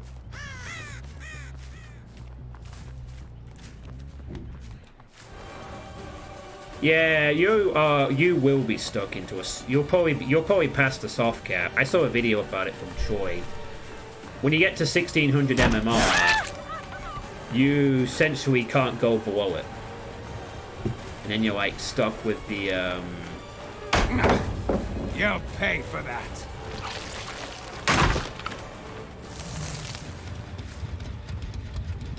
This was smart.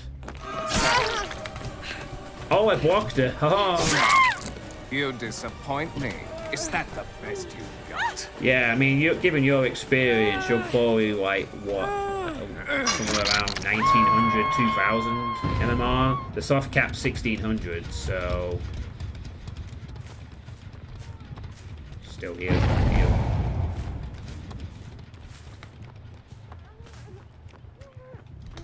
Hello.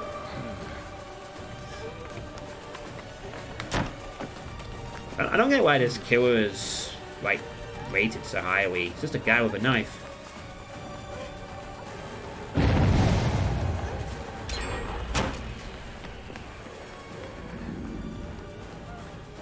Nice. And she's fucking dead hard anyway.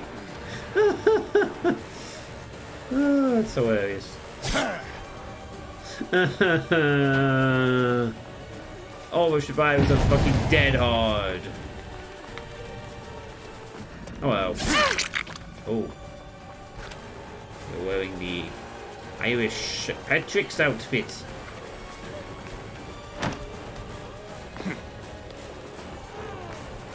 Yes. You also have the bodies cosmetic on as well. Look at these survivors. Ah, this building is so vaultable. And they have a nice vault here, stuff like that. Hey, don't you point at me!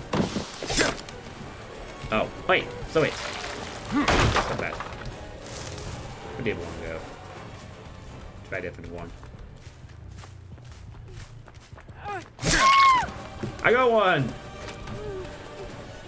That should be alright. I don't know if any of them do have flashlight. Actually, I don't think they do. They might have a Sabo play in mind. Nope. Sabo play. This guy has a power? Well, his power is I think his power is to oh, she went with that. His power is to have sunglasses and a knife. Oh, she was greedy. She was so greedy. Fucking greedy. Smash. Fucking greedy survivors. Alright, oh, go on, boat, boat. Oh. Get back over here. Wait. Get over here. No.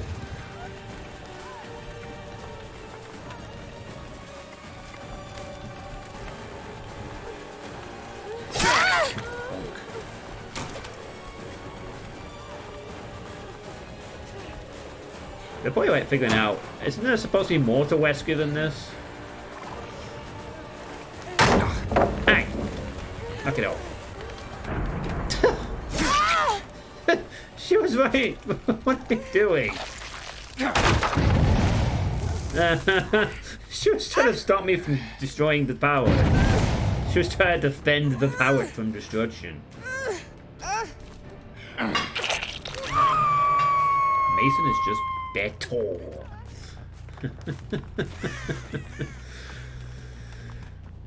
Charge bound? No, it doesn't do anything. Just makes a weird noise. Dang it. Yeah. Ugh. Oh my god, they have a boom. Yeah, it's not working. That's all it is. Oh, it's a. Oh, it makes it. Oh, it's a taunt. It's a taunt. It's a taunt. It's like a taunt. Yeah, I can taunt them. Like. It's funny how you jump down. I taunt you. Now I'm gonna stab you. Perfect.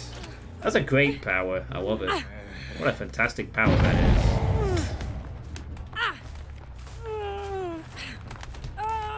Where the fuck is the hooks? Oh no, is she gonna get out? She had boil over, she might have done. But anyway. First hook for the TV Twitch streamer.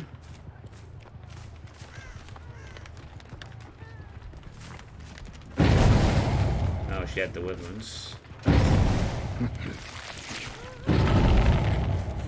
Hello. Oh no! What am I gonna do? Too bad you won't make it much further. Let's see if she has decisive. I haven't seen decisive in a while. Sorry, I know it was a bit tunnely, but you were right next to me. Yeah. No, over there. Oh. They keep failing! Because of coulrophobia. So nasty on a Wesker to have that. What are you gonna do? What are you gonna do? She's dead. So I find her, she is still dead. That was very obvious dead hard bait, but I just did it anyway. Now I can taunt her, see? Taunting! Where'd you go? She's trying to confuse me. Oh, it's a shame I have a challenge. I don't want to kill this one. But I have to kill this one. The challenge dictates it. I need to get those execution kills.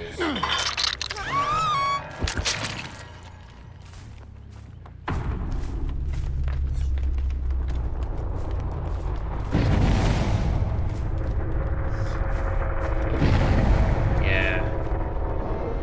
Even better is it if they're using... Oh, wait. No, let's go up to someone else. I can't remember who isn't dead on hook at this Hard point. performance indeed. Hard performance indeed.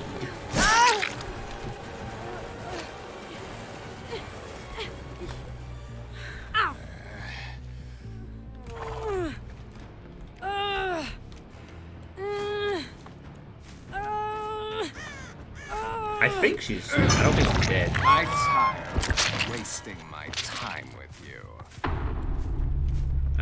Yeah. She's not dead, guys. She's just sweeping. Hey, look! I can taunt. Watch, taunt.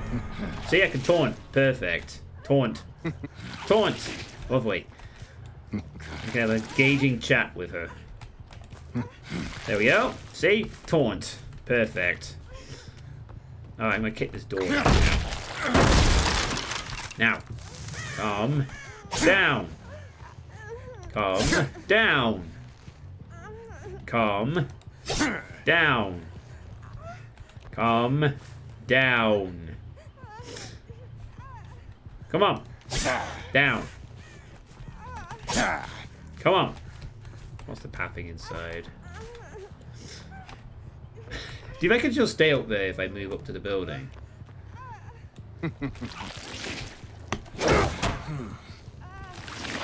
Oh, I can't do the joke anymore. I know what his power does.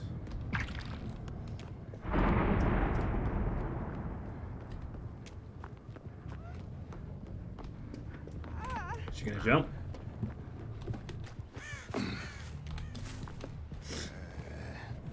Where'd you go? think she's up there again?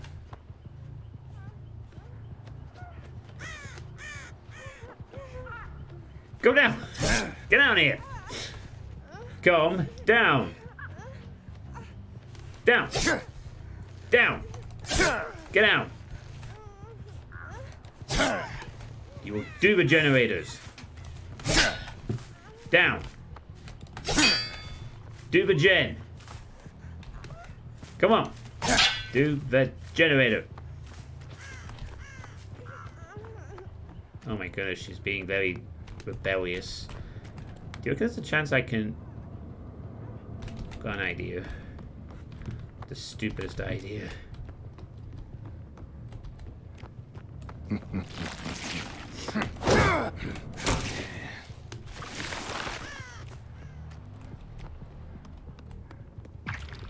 Ah! Wait. Oh wow. I don't know if she looked at the ceiling of this place before. Too much. I legitimately did not. Too busy checking at the... Damn. Like the roof is just completely melted off, hasn't it? Yeah, now that I think about it, I don't really get much chance to pay attention to the details of these maps. Sometimes. Like, there's cool little things I didn't notice, and there's one in the Grave of Gwen Dead Dog Saloon that's got a real neat thing in it. Look at that, though. It's like... it's smoky, burning, fire, but it's like... It doesn't... Like, it seems to be a bit more than just fire, though, doesn't it? It looks like a fog. Like, it's... Sure, it's going up to the ceiling like smoke and fire and burning, but then it's got this weird... a bit more to it than just that, you suspect.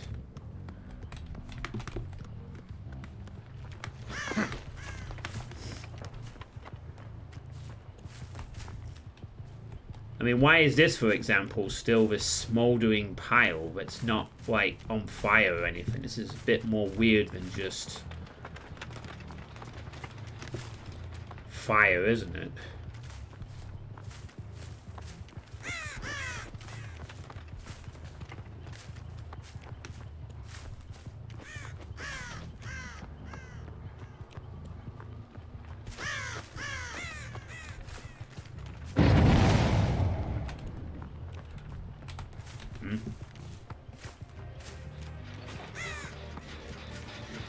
Oh, we found the TTV.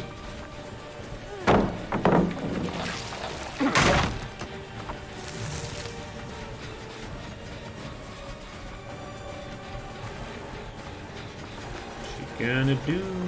What's she gonna do?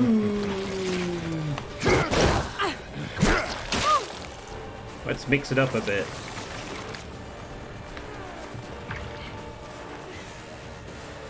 Fun. Do we just kill her, do you think?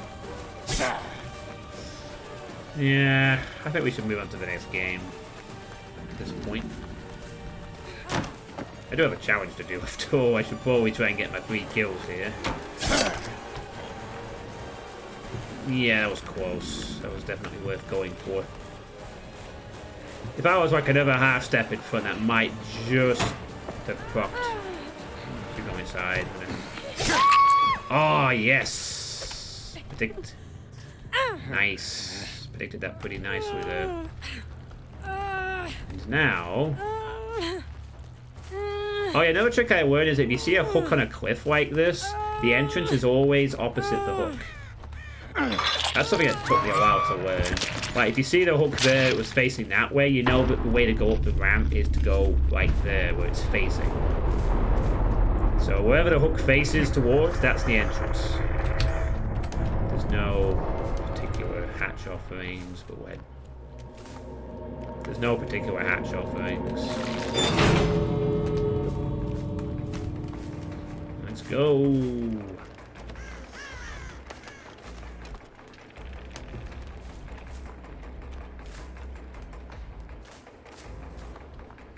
She is not there yet. I'm almost in a very good position to keep an eye on things here.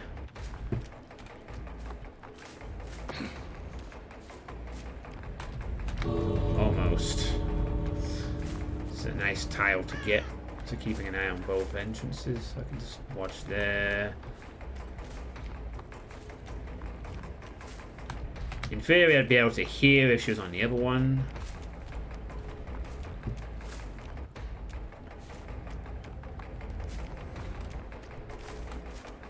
A bird just moved there once that was... She's here, isn't she? That bird just returned. Oh well. Hi. Yes. Do you want to leave? You need to hurry up and open the door. Yes. Be quick. Yes.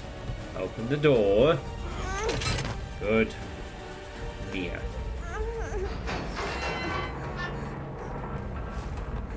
Alright.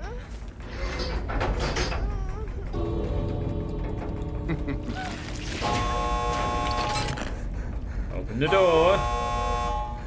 Open the door. Oh, damn it. Open the door. Open it.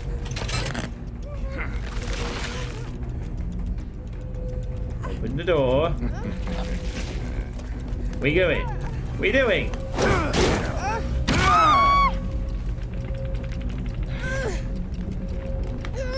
Dang it. She chose death. I don't want to go. That looks to be a very painful way to die. You get like your ribcage snapped and squashed and then you just disappear. To like this giant, deadly, flaming claw hand or whatever.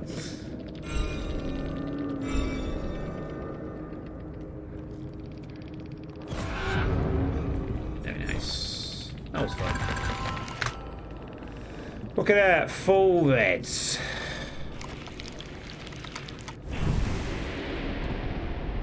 Full reds, everybody, full reds. Everything is awesome. Woo!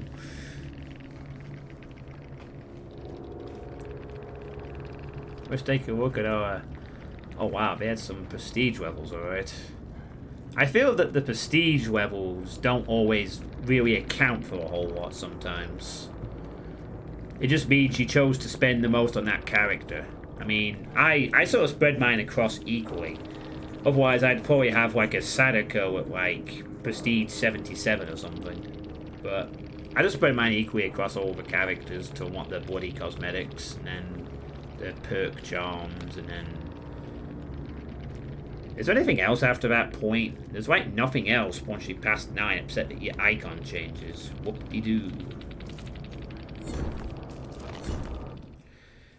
I mean, that might change in the future. Maybe they'll add some extra benefits for higher prestige ranks or something like that.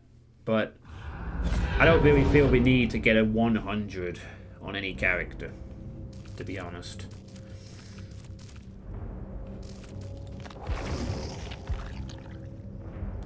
Huh, it's not bad. I like the hat. Because you see part of a...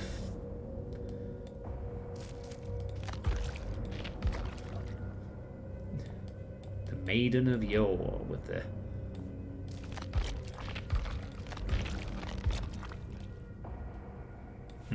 Nice. Alright, well that was another successful 4K. Who wants to pick the next... Oh wait, never mind. World Misfit wants to see Freddy. Nope, sorry, I forgot we're doing Freddy. Because... Venue, yeah. We'll see if we have time. We'll see. I'll get the game started. I'll think of some perks to run. Nemesis is always fun. I've been using a lot of Nemesis lately because I like the idea of power. People stun me on powers, they pay a price of some sort. I also like Grim Embrace. I wish they'd buff this one and give it 20 extra seconds. I think Grim Embrace with a 1 minute last time would be fantastic for the game.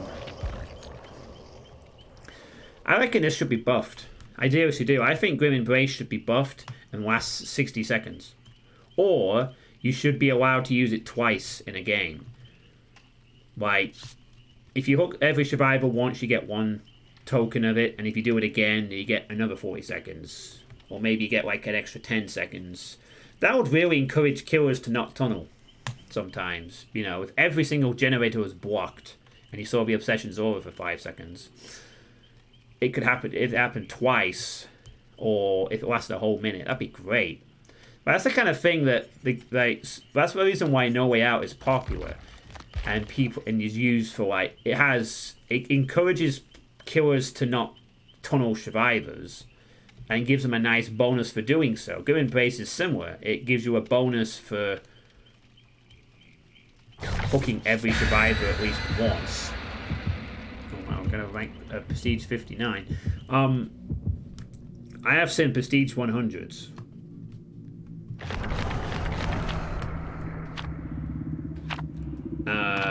That is, I've seen them on my Survivor team. I don't think I've yet to... I think I've only played against a P100 Survivor once. And I don't think it really means a lot necessarily, because some people do that just to rush as fast as possible, but then they're like not that great. And others are like very scary. I mean, all the Prestige really shows is that a player has a lot of time to invest in completing 50 blood webs over and over again. I mean... Again, you know, I have all these levels spread across different characters. If I stacked them all on one, I'd have a P100. You know, I have, 30 killers. Every one of them is at 3. 30 times 3, 90. Some are level 6. So I'd have at least one P100 if all I did was literally just dump all my points into one killer or survivor. It's a blood web. But that doesn't mean that I'm better at the game. That just means I've spent more time in the game. There's a difference. But yeah, I think Grim Embrace should be buffed. What do you think about that, Deathwing? Grim Embrace does not get used because it's not worth it. Because 40 seconds on all gens is cool, but it's not like No Way Out where it's like you gain a longer benefit and it can combine with things. It's like 40 seconds, cool, if you can make the most of it or whatever. I swear I just heard someone right next to me, but that's not possible because they don't spawn. The killer like that.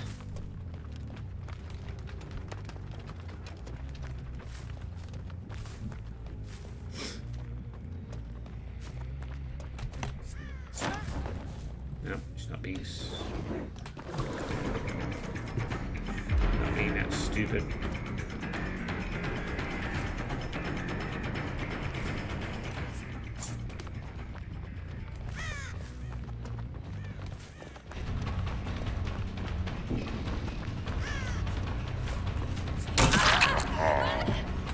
Unfortunately, Freddy is not a very strong killer. You do see him around occasionally, but they're not really that strong.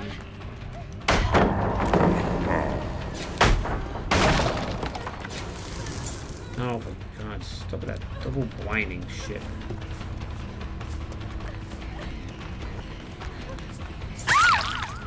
It's alright, this person just...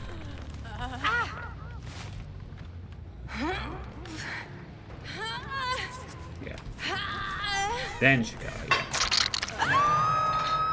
I don't bring any perks that allow me to detect, so I'm gonna have to go the old-fashioned system where we just...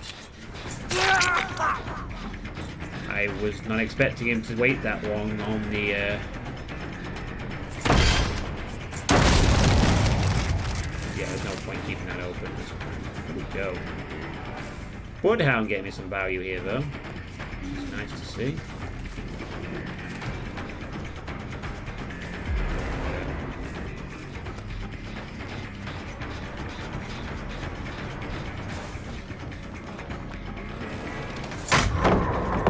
That should have hit. That was a bit of weirdness, whatever that was.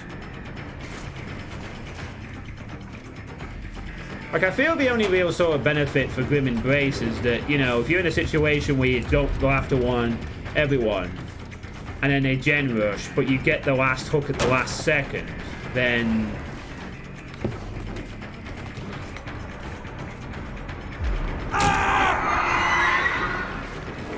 Witness Same spot. I missed. Yeah, what was the bloody point of that? I slow him down, and because I'm forced to take it, it's essentially a waste.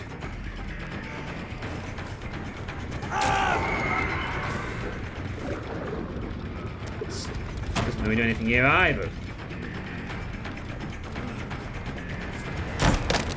That was close.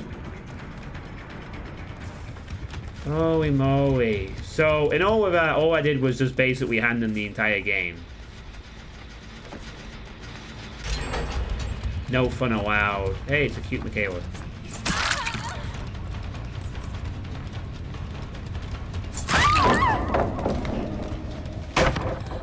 She's not my obsession, which is kind of accurate. This is the reason why I don't see a lot of Freddy's. Like, I don't play Freddy very well, but Freddy is very hard to play well. Obviously, I'd be using perks for detection, so I could make it easier to pick which power generator to spawn to. But his core power just sucks. You know, Power Freddy can be useful, but it's still meh.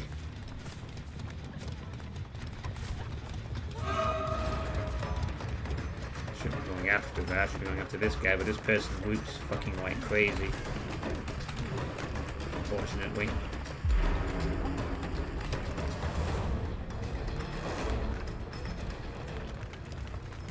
This is really annoying.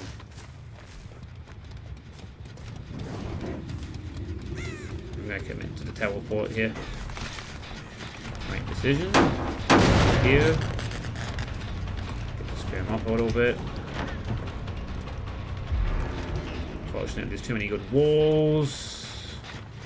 And then there's two people here for some reason. That's all about.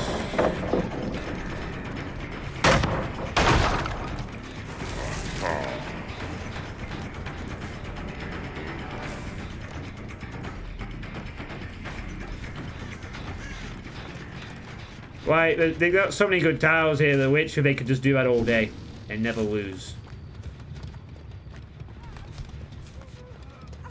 As a Freddy, there's not what I can really do to sort of fuck them up.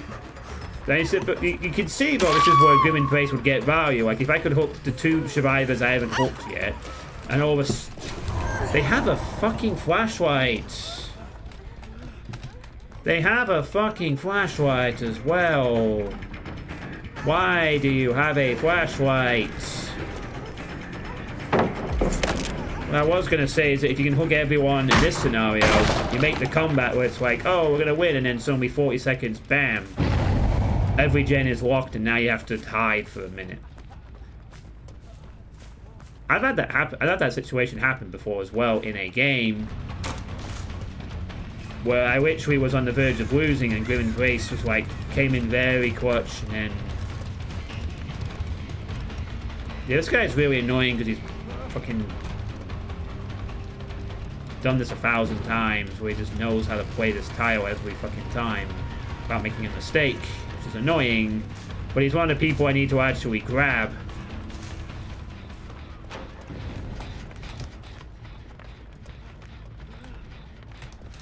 So literally the only thing to do against this guy is just try and fake him out a few times.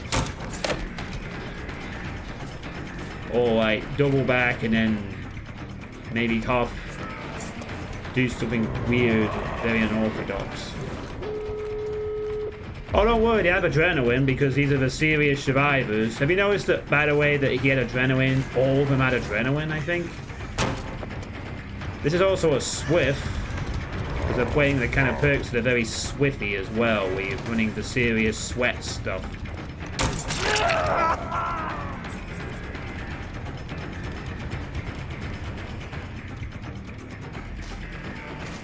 Now, unfortunately, it's the type of game that I get now sometimes, every so often, where I wish we just have to play against someone like this.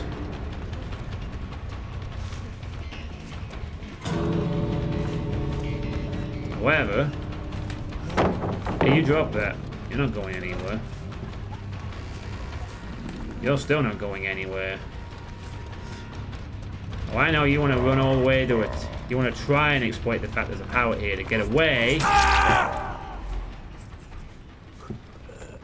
Now I have to literally wait for your friend to show up. I'll take it anyway. Are you fucking kidding me? Jesus fucking Christ. These people waited. Literally waited for this guy. My God. Literally fucking waited on this clown.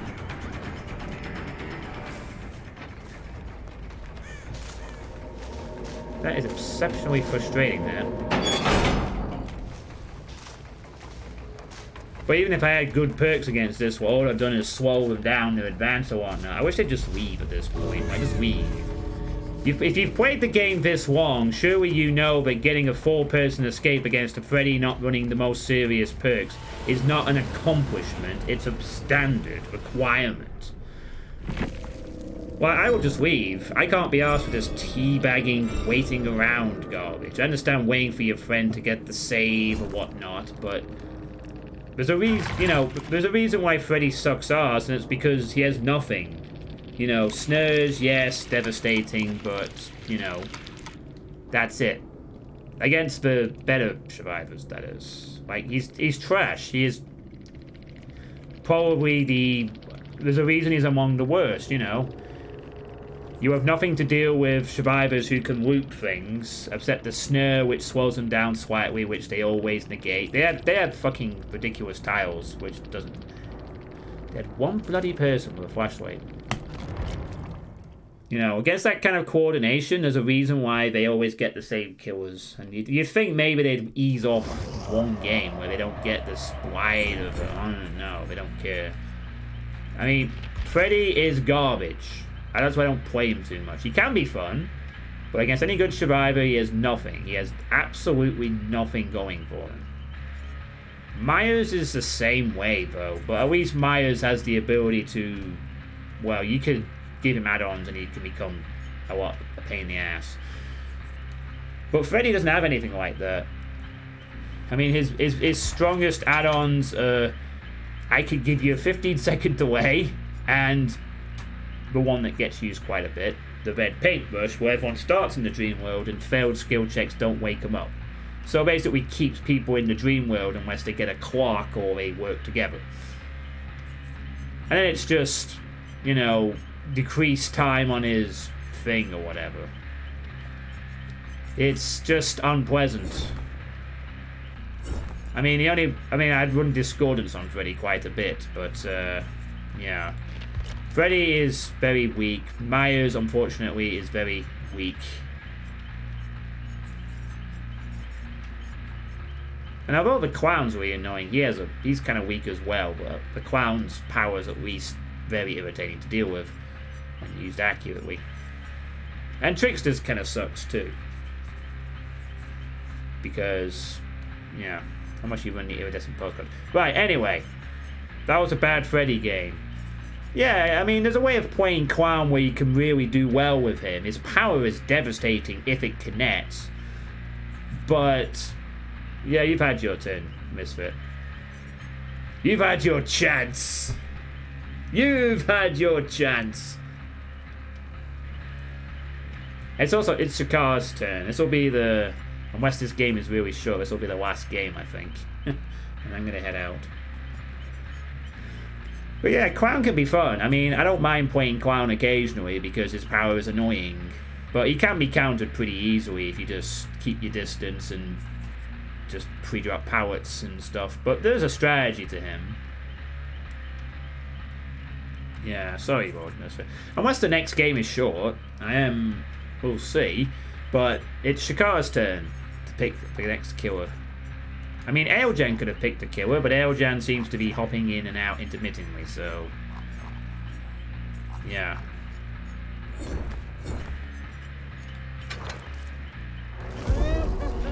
I should have known he'd pick the doctor. Oh yeah, I can change his perks up now, can't I? Let's see.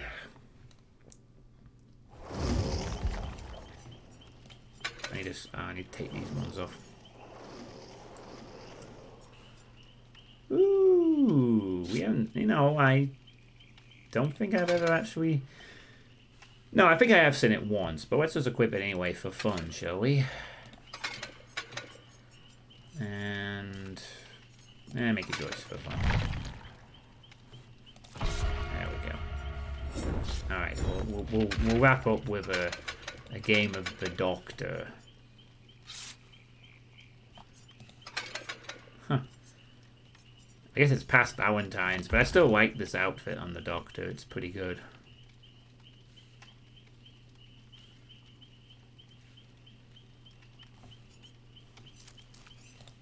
Huh. Lightborn. I haven't used Lightborn in months. Literally. I haven't even used it for a joke. I've literally just stopped using it. I remember when I first started playing, I used Lightborn for everything. And now I don't even bother with it because it's just... Probably could be useful against a flashlight squad so I get all of the reads, but it's pretty useless once you've played enough of the game. It's a nice beginner's perk, though, that being said. I don't blame people for taking it early on. Same with self-care until they realise it's crap. Same with Franklins until they realise, oh wait, people still use Franklins. Franklins are supposed to be a crutch perk, but people use it as part of builds so they don't have to deal with items.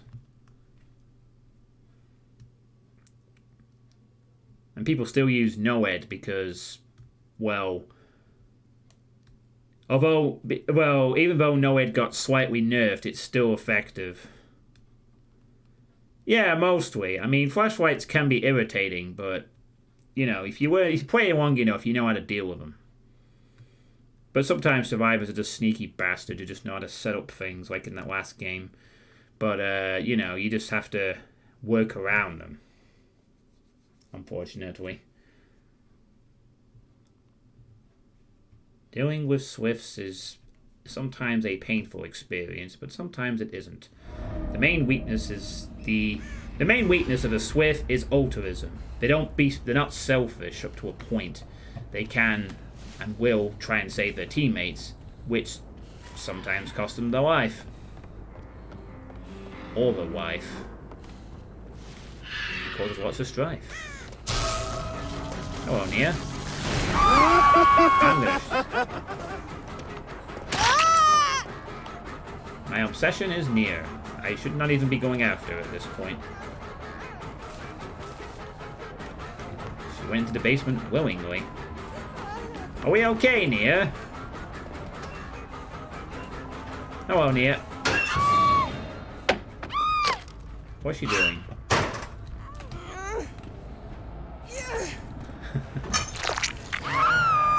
Please don't kill yourself on hook. That would make me very upset. Oh no, don't rescue her from the basement, cutie.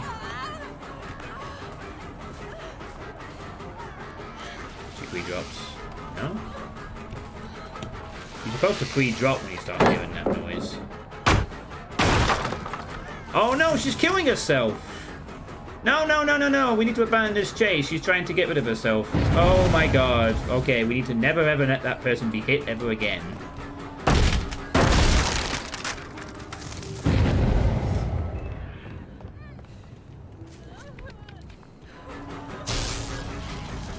They actually tried to kill themselves. Oh man, I don't actually have any way of... I should have put... Oh wait, I do have Nemesis. I can switch the obsession, never mind, this is fine. We'll just carry on. You're now my obsession! I thought they fixed that bug. I'd probably kick this. Almost... Michaela! I know you have dead hard, sweetie. Maybe you don't, I don't know. Oh, they did fix it.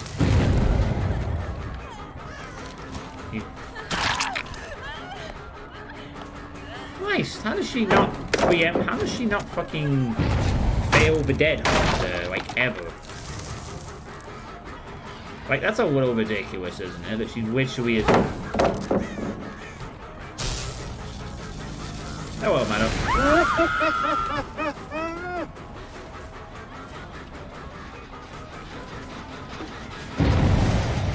Yeah.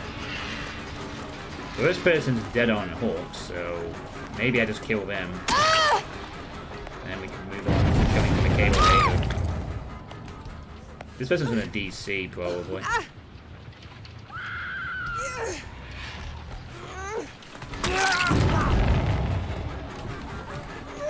You have dead hard, so I'm not going to engage with a third attempt. I'm actually really aware that stupid and tried to block with your life or something. But I doubt. You probably have dead hard. We can wait. Wait, did my mouth? We can wait. Come to Papa. I swear my model just quit when I did that static. Oh wait, no, it was probably one of those illusions, wasn't it? Hallucinations, sorry, I should say. I thought it was like I did the static shock and I could see outside my model, but no, it was a tier 2 thing. Ooh, make your choice procced. Oh. Hi, Meg. Hi, Meg.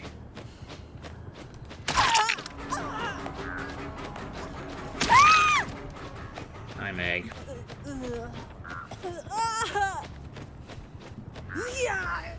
Way to let your team down, Meg. Wait, I've got a better idea. What we do with this? Observe! We are now playing the Doctor, carrying a Meg on his back. Hey! Hey! Get over here! Oh, I'm gonna get you. I'm gonna get you. Oh, I'm landing her back on my shoulder.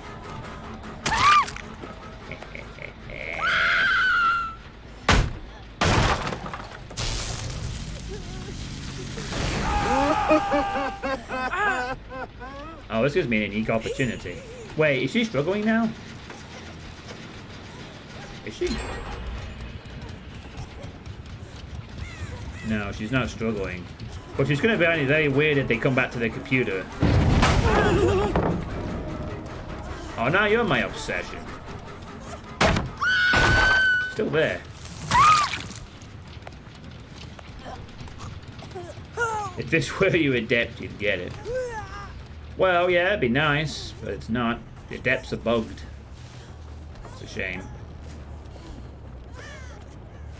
This is what I did the last time with an AFK player. I just played with him on my back for a while.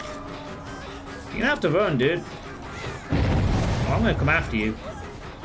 I'm like the old Doctor. I can still hunt those survivors. Get back here, young whippersnapper. I can still hunt like the best of them. Get back here, you rapscallion. I must shock your brain a bit. Get over here. Bloody doors.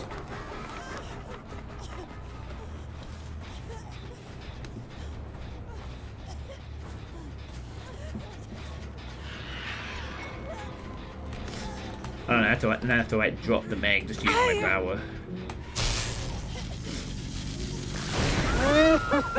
And then we pick it back up again, and then we keep going.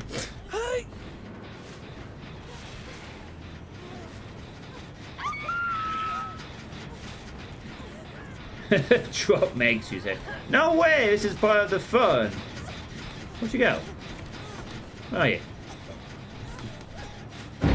Bloody hell, the blood's coming from Meg. It's confusing the hell out of me. There we go. I want him to come back in like 10 minutes and be like, why am I not dead yet? That also happened the last time I did this. They came back a bit later on and were like, hang on, we're still in the same match.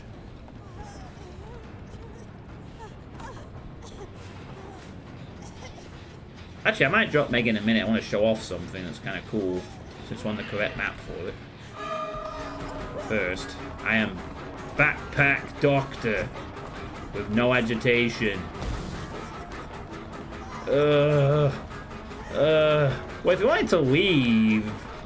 Nah, I think they were AFK from the start of the match. I just think they never joined properly.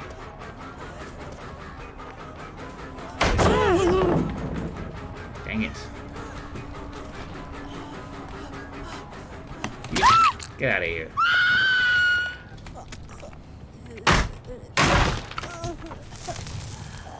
Let's pick her up. You know what? Fuck it. Go on a hook. Yeah. Oh, wow. Yeah, so this building... This is a strange building, apparently. You can hear a breathing noise, apparently, if you listen close enough. See if you can hear it.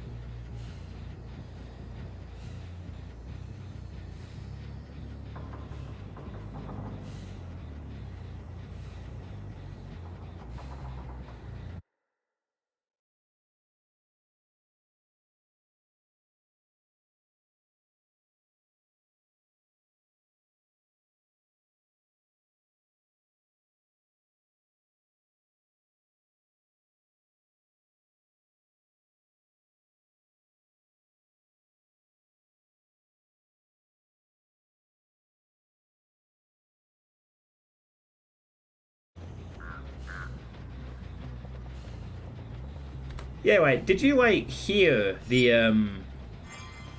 sound of the little fake sound? The breathing? I know for some reason we have birds. I assume that the thing's just disappearing and fucking off. But did you not hear that faint breathing sound? Hi, Jake. I mean, okay, you heard some crows there because he's in a walker for some reason, but... It wasn't his breathing. But did you not hear it? Like the heavy breathing noise in there? You know what? We'll have to try again. It's very subtle, but there is a breathing noise in that particular room, and apparently it's rumoured. The story behind it is apparently this area has some significance to the Death Slinger, and what these runes are here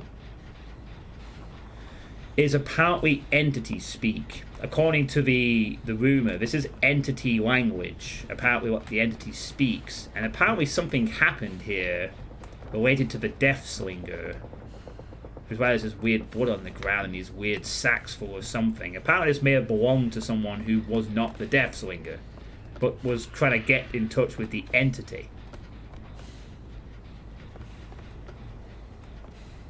Yeah, just see if you can hear it. You can hear a faint breathing noise. Not mine, but a different breathing. Just try and hear for it.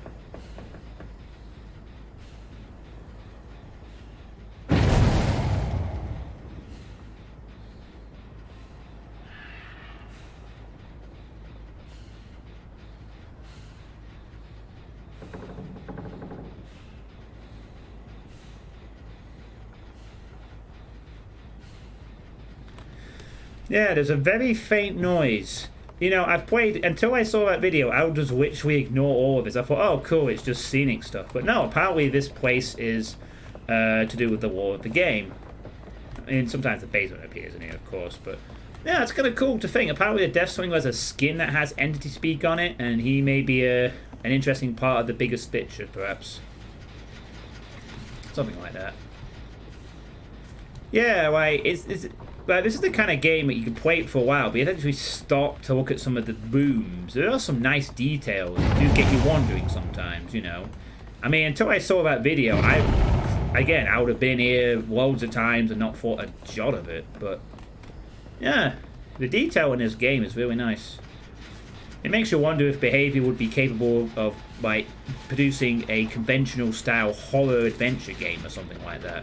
I mean, could you imagine a third-person game or some FPS horror game from these devs with this kind of team on board for it? Interesting, I suppose. I mean, this game has a lot of jank, but they definitely have good design teams. You know, with sounds and visuals. They're really good. I think that's why people still enjoy the games. They may come out with some questions. It's just the technical side is a bit meh.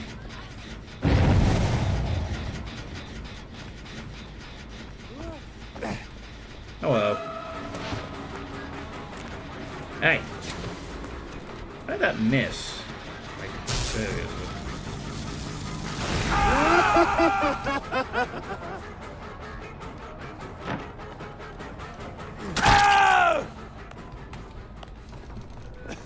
No.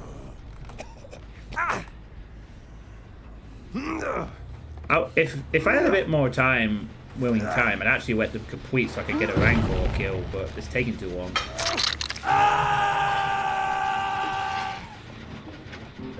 Well, again, is she about to complete this one? Shad mirror and pictures.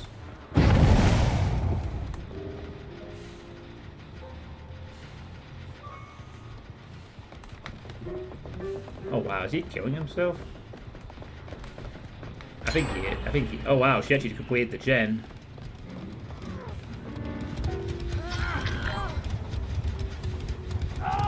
Maybe I will give him the time to actually do the stuff. Fuck it. Ah! I didn't know there was a person in there. I just saw the bird. Jeez, it's actually a bird. I didn't notice that either. I've whooped around this. I always just thought there was a bird in it for some reason, but no, there's a fucking person in it too. Alright, we need to... Oh, I want the fucking Michaela to be the victim in this case, but she is not. He's dead on hook. So he will have to be our Rancor death. He knows I have Rancor. He's been paying attention. Yes, Jake. I'm waiting for Michaela to complete the generator so I can kill you with my trusty cane. Oh, she's over there. Yes. Right. If Michaela gets a stun on me or blinds me, then she can be the obsession. Yes. Do the generator. Do it.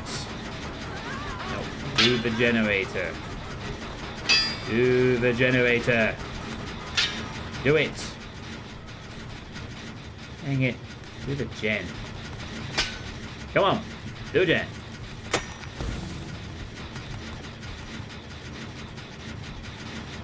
Poor guy.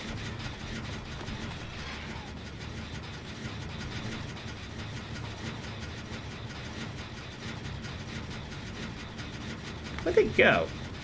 Did they seriously go and do another gen somewhere else? Oh, he's here. Hello. Hi. Would you like to just... I'm still waiting for Michaela to complete the generator.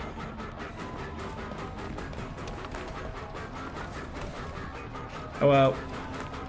Yeah, I think he's aware of what I'm doing now, and he's like, oh no, Michaela, don't do the generator or else I'm going to die.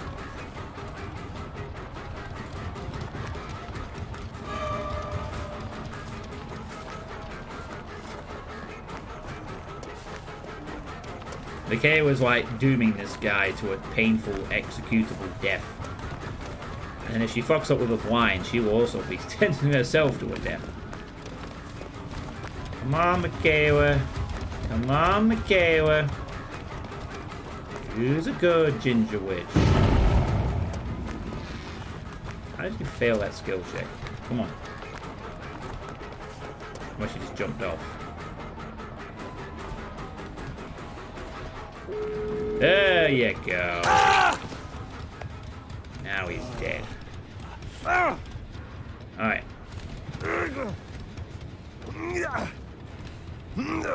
Now we kill the now we kill this guy.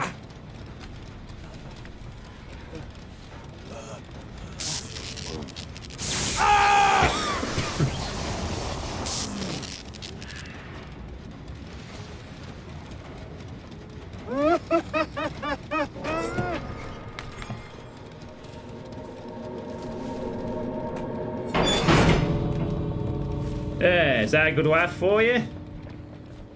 How's that one, Shakar? Yeah, I don't think I've actually pulled that execute. I don't think I've actually done that. Oh, she just left. Okay. Alright. Yeah, I mean, I've seen it from the other side on a video or two, but I've never actually. I've not done a lot of Moris myself. I don't usually bother with them. But the doctor's is okay. The nurse's Mori is especially. I think the nurse's Mori might be one of the best ones in the game. It really sums up her character very well, and it's kind of interesting. Quite the most animation work, anyway. The Doctor's Mori is interesting with the whole turning of the face. Oh, wow, 195 points for being AFK. And the Neo just... Wow, so I go from a game where I go against a complete squad of a Swift tier to this, where I go up against people who haven't even got 4 perks yet. Like, I look at the profile of a Neo. Oh. They don't have any information about the time. No information on the other player. I can't get profiles on the other two, but let's just assume that they maybe they're relatively new to the game. Yeah. Looks like the symbol for communism. I'm actually doing Medoc. Alright. Well, you stop it. Doctor!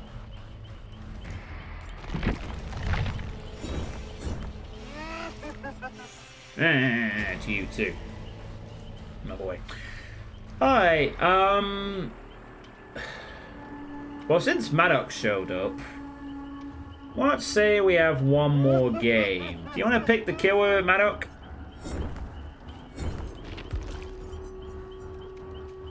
And this will be the last game. So, do you want to pick the killer, Maddox, for the last match? That's what I need to do tomorrow, actually. I need to sort out the rest of those tabletop session requirements for next week. Yeah, you got a choice of 30 killers. From Trapper to the Knight. Just pick whichever one you want to see. I'm happy to play any killer, really. There are some I like more, but I honestly am happy to play all of them. Especially since I'm doing killer adepts, it doesn't pay. It's not a bad thing to have some. You want to play as Pinhead? Sure, can do Cenobite if you want. The box. Maybe I'll watch Hellraiser tonight. I still need to watch Hellraiser. Who opened it? Where is Rancor? I want to see his... I know what his Mori is. I've seen his Mori, but I want to carry it out. Let's see if we can get a Mori kill with Pinhead, shall we? Let's double down on it. Do we have a green one we can spare? Ooh, we do. We could actually pull up a green Mori. Maybe we'll chuck Rancor and we'll go for the Ivory instead.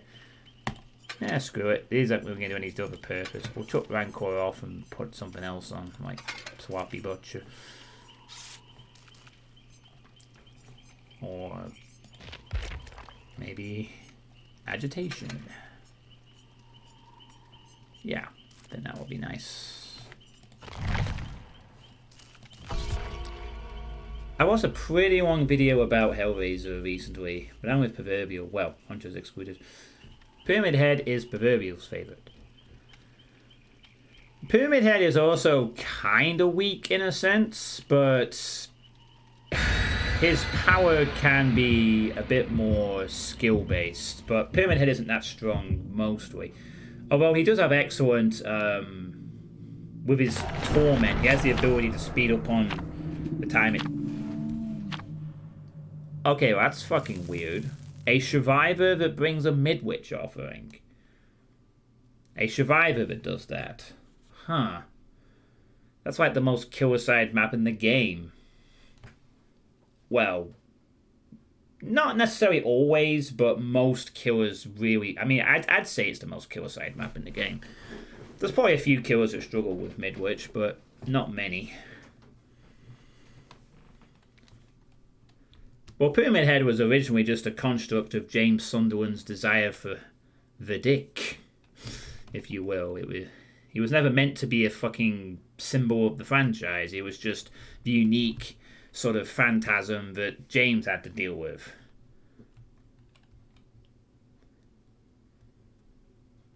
Yeah, like, it's like his more aggressive male, alpha male side or something like that. You know, that's why if you try to damage him, you can, and the solution is to not damage him at all. No, not his desire for that, but, like, that kind of thing, you know. Monkey brain. You know, that's why the solution for defeating Pyramid Head in Silent Hill 2 was not attacking Pyramid Head. Because Silent Hill 2 is made by a clever group of geniuses. Now, what I'm going to do here, for a moment, is this. Now, this leads upstairs to the second floor. Now, if you leave it open, sometimes, just sometimes, survivors go in there thinking you've also opened the other door. And then they're stuck in there.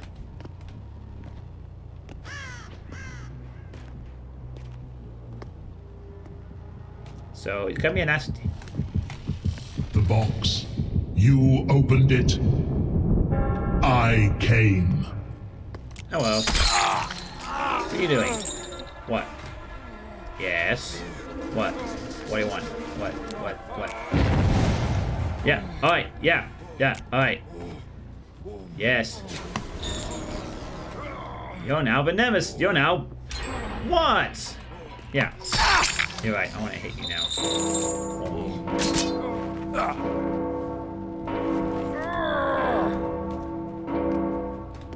Ooh, I wonder if they're doing the Silent Hill secret opening thing.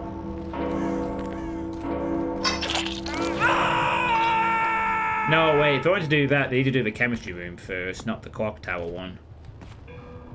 But, oh wait, why don't I have my... Oh, whatever. The chain, even though we had the box, the chain didn't activate. I don't quite get how that works. Okay. Yeah, like, I've seen it before, but I thought it was a random occurrence, but it's not. Apparently, if you do the chemistry room generator first, and then you do the music room generator, in that order, then you get a secret extra chest that opens in the corridor. Which I have seen before, but I thought it was just part of the endgame collapse. I didn't realize it was a secret. Yeah, you might have. Yeah, again, I've seen it before. I just didn't really think much of it. What? You wanna... Okay. Stop pointing at me. Now you must come with me. Oh, he's pointing at the hook. Look at him go. You don't like playing against Pinhead. I understand why as well. He can be a very obnoxious killer to play against sometimes.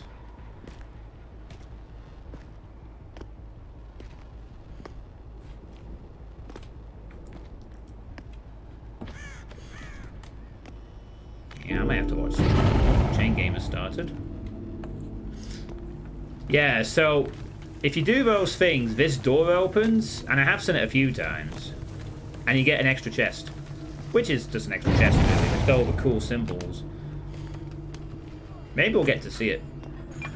Maybe. Oh. It's the guy who flashlighted me earlier. Yeah, this is where it gets really annoying, the chain game stuff, like, having to deal with it. Do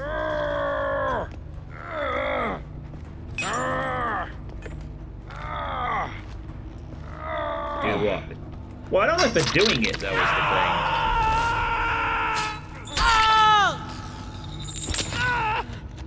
Now you must come with The thing me. is, I don't think they're doing it though. That's the problem.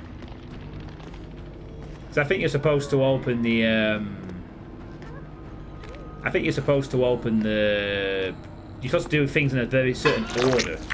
It's got to be chemistry room, then music, because that's the reason behind that is because in the first game, that's the order you have to do the puzzles in to get the bronze and the silver medallions, which is a very fucking nice callback for the first Silent Hill. Oh great, now I can molly that guy. They'll probably get the rescue here as well. That's alright. I'm not after.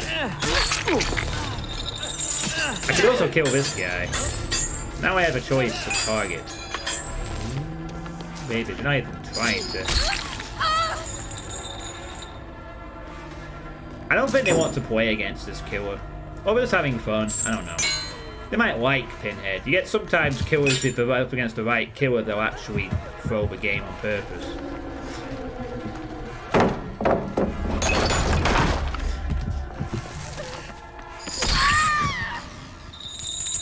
Pinhead is not well liked.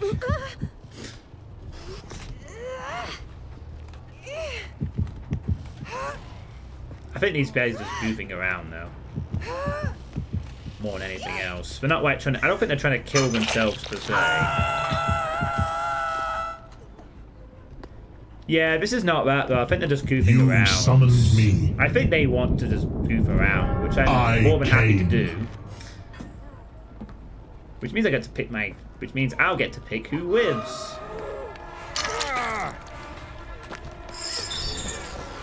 Hello there.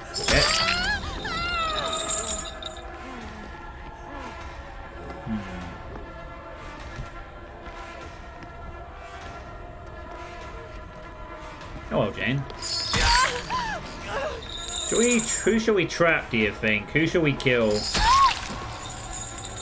Jane, Claudette, Jeff, or Steve? Look at those thick legs. Oh, I know what he wants me to do. He wants me to do this, I think. They want this, maybe. No, maybe not. So who should we kill, guys? I'll leave them on the ground for a minute. So who should we kill? We got a Jeff. We got a... Also, fun fact. Apparently, Jane is meant to be based on Oprah Winfrey. Yes. So come on, pick someone for us to kill. Who are we killing?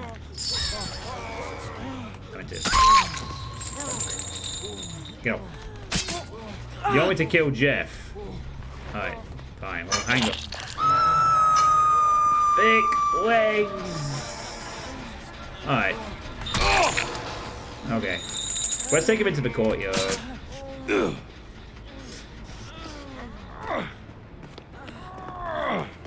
Alright, let's put him here. And carry out our Mori.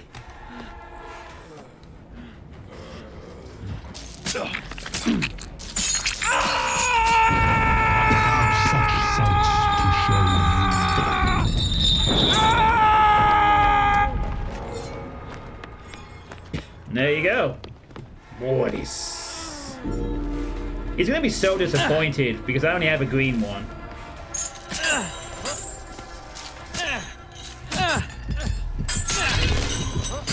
The box. You opened it. Well, I came.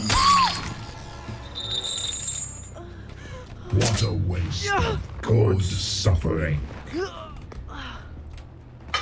Bye, Jane. Alright, 2 to go. Oh, you missed it. Oh. Well, sorry, Shakar. It was only a green offering. I have 21 ebonies, but I think they figured out I only have a green one now, so he wants to kill the Claudette. Okay, we can kill the Claudette. And Claudette says, no! We kill the Steve. So who do I kill? Do we kill... What do we do now? We got Steve. And we got a cadet. Could kill both of them. No, he's saying point. And he's saying, oh no. Who do we kill? Quick, chat, decide. I don't know who to do. Alright.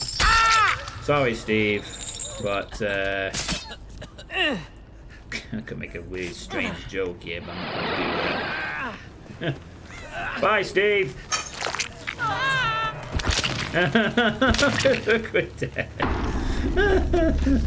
Hey, Chris, thanks for the raid. Yeah, you could just watch the Twitch. You could just watch the ball. Alright, Claudette.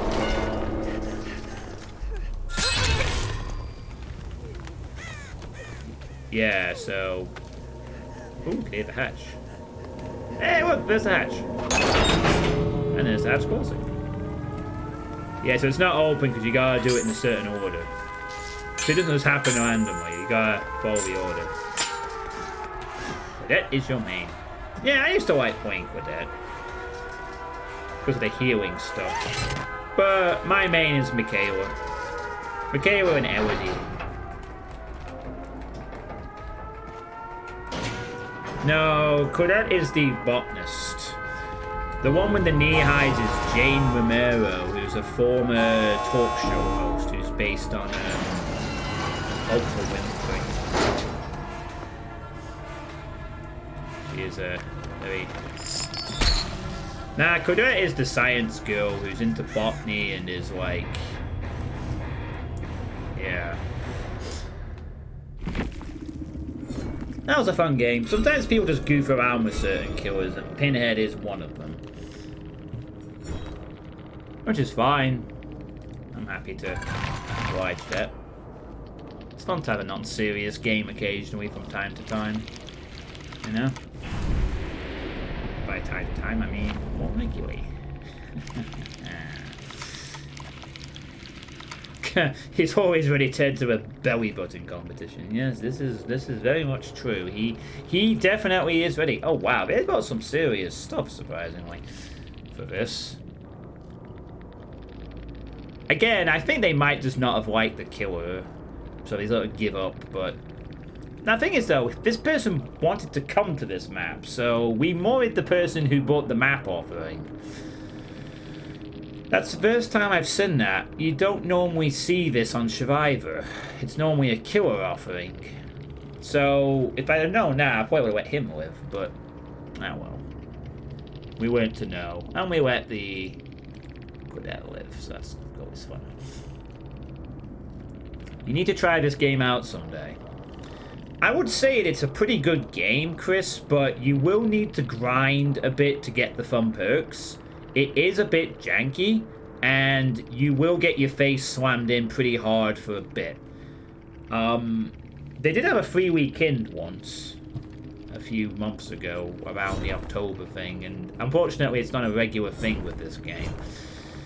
I would say if you want to try it out, then be sure you want to invest, because, I mean, I've spent nearly 50 hours, and I really like this game, but it's a grind if you want to get the fun stuff. You know, you'll have to pay for a lot of licensed content. Getting the perks you want will take time. You will probably run into some killers who will just destroy you, or some survivors who will murder you and make you look like a chump at the beginning. And if you want a lot of the licensed content, you have to buy DLC.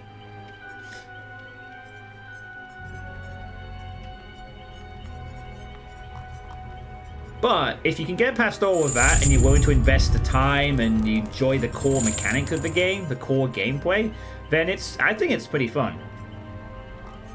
But not all these cynical players who have burnt out or whatever. I enjoy this game even if it does need a lot of work.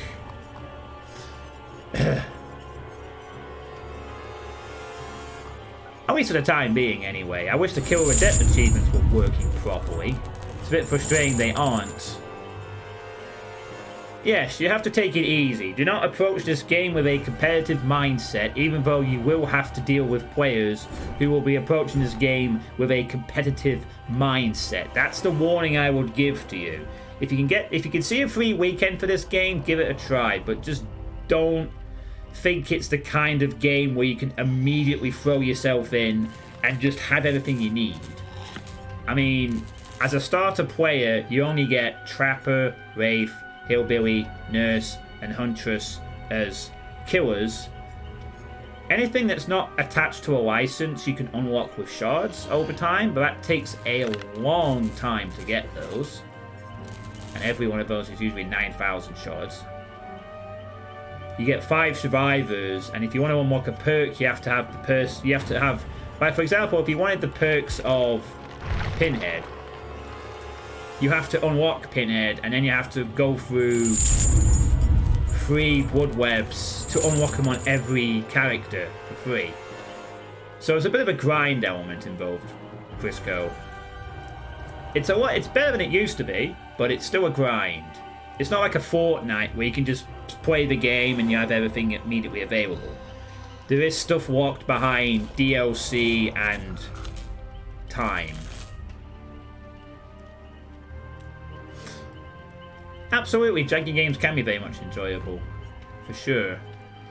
That's just my warning. Like, I don't want you to go into this game and think that you can just start doing everything all at once. If you will get into this game, have a plan of what you want to unlock on both sides. Also on Survivor, you'd only start with Dwight, Meg, Cadet, Jake, and Nia as well. And you'd have to unlock other characters and so on and so forth.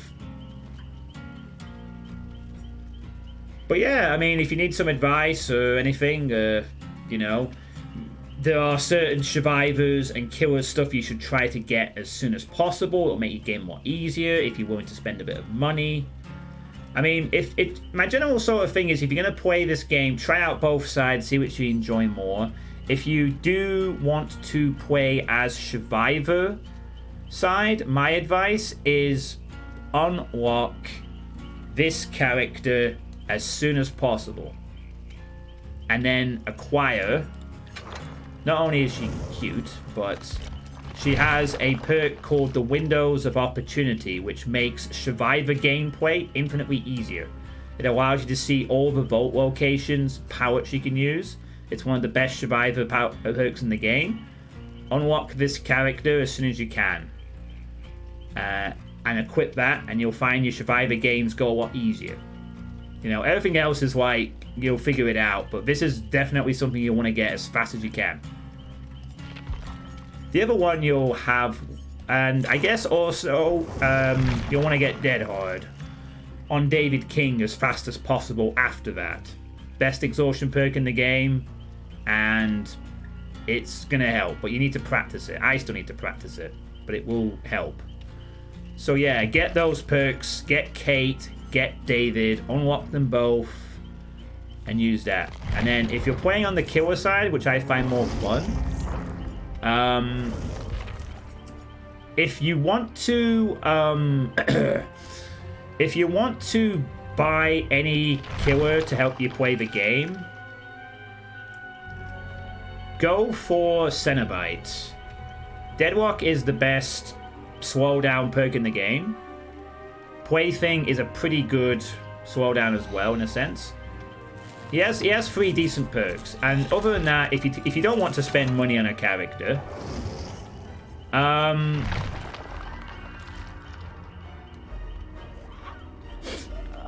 would say, if you don't want to spend any money on characters, either unlock the Artist for Pain Resonance, which is a very useful perk, or Trickster and acquire No Way Out, which is one of the best killer perks for slowing people down. Maybe actually probably go for Trickster, because Starstruck is also pretty nice. His Hex isn't great, but No Way Out is fantastic. That'll be my suggestions. I mean, you could also go for the Cannibal and get Barbecue and Chewy, but I would probably more be inclined to say go for Trickster or Artist. And if you want to buy DLC, go for Cenobite. Eruption's about to get nerfed, so that won't be as useful for Nemesis. Sadako's perks are nice, if you like the ring. But yeah, Anyway, that's my advice for that. And, you know, just see which side you prefer. You might like one side over the other. That's perfectly normal. And if you do play Survivor side, try to play with at least one friend. Unless you like playing by yourself. This game by itself on Survivor side is absolutely all over the place. If you can play with even one other friend, the gameplay of Survivor is better. And other than that, just play around and see what you enjoy. You know, try both sides out, try different things, and be prepared to grind a lot. And that'll be my thoughts. But yeah. That's going to be the end of the stream for tonight. So tomorrow, what will I be doing tomorrow? So I can bring it up real quick to show you. Also gives me a nice opportunity to switch the game capture to something else. So tomorrow night, I will be beginning my playthrough of the next WOD on the request list. As requested by Nepsnide, Abysm, Dawn of Innocence. It's kind of like an RPG, apparently. It's meant to be, it is, I believe, a CAC Award winner as well. Or something like that. It's meant to be very, very good. It's a total conversion sort of mod deal by Jazzmaster, and it's meant to be really fun to play. So, I'll be playing this tomorrow. Back to Doom for a bit.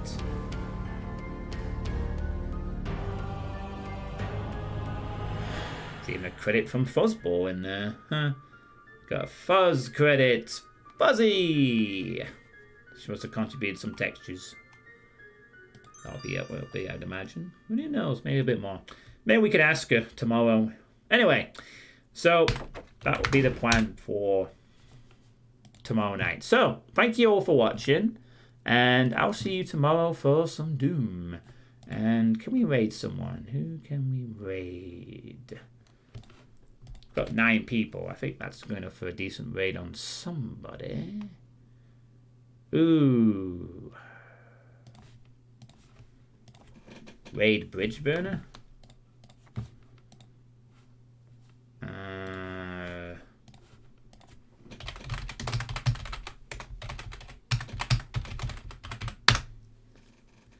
Yeah, sure, we can raid Bridge. Why not?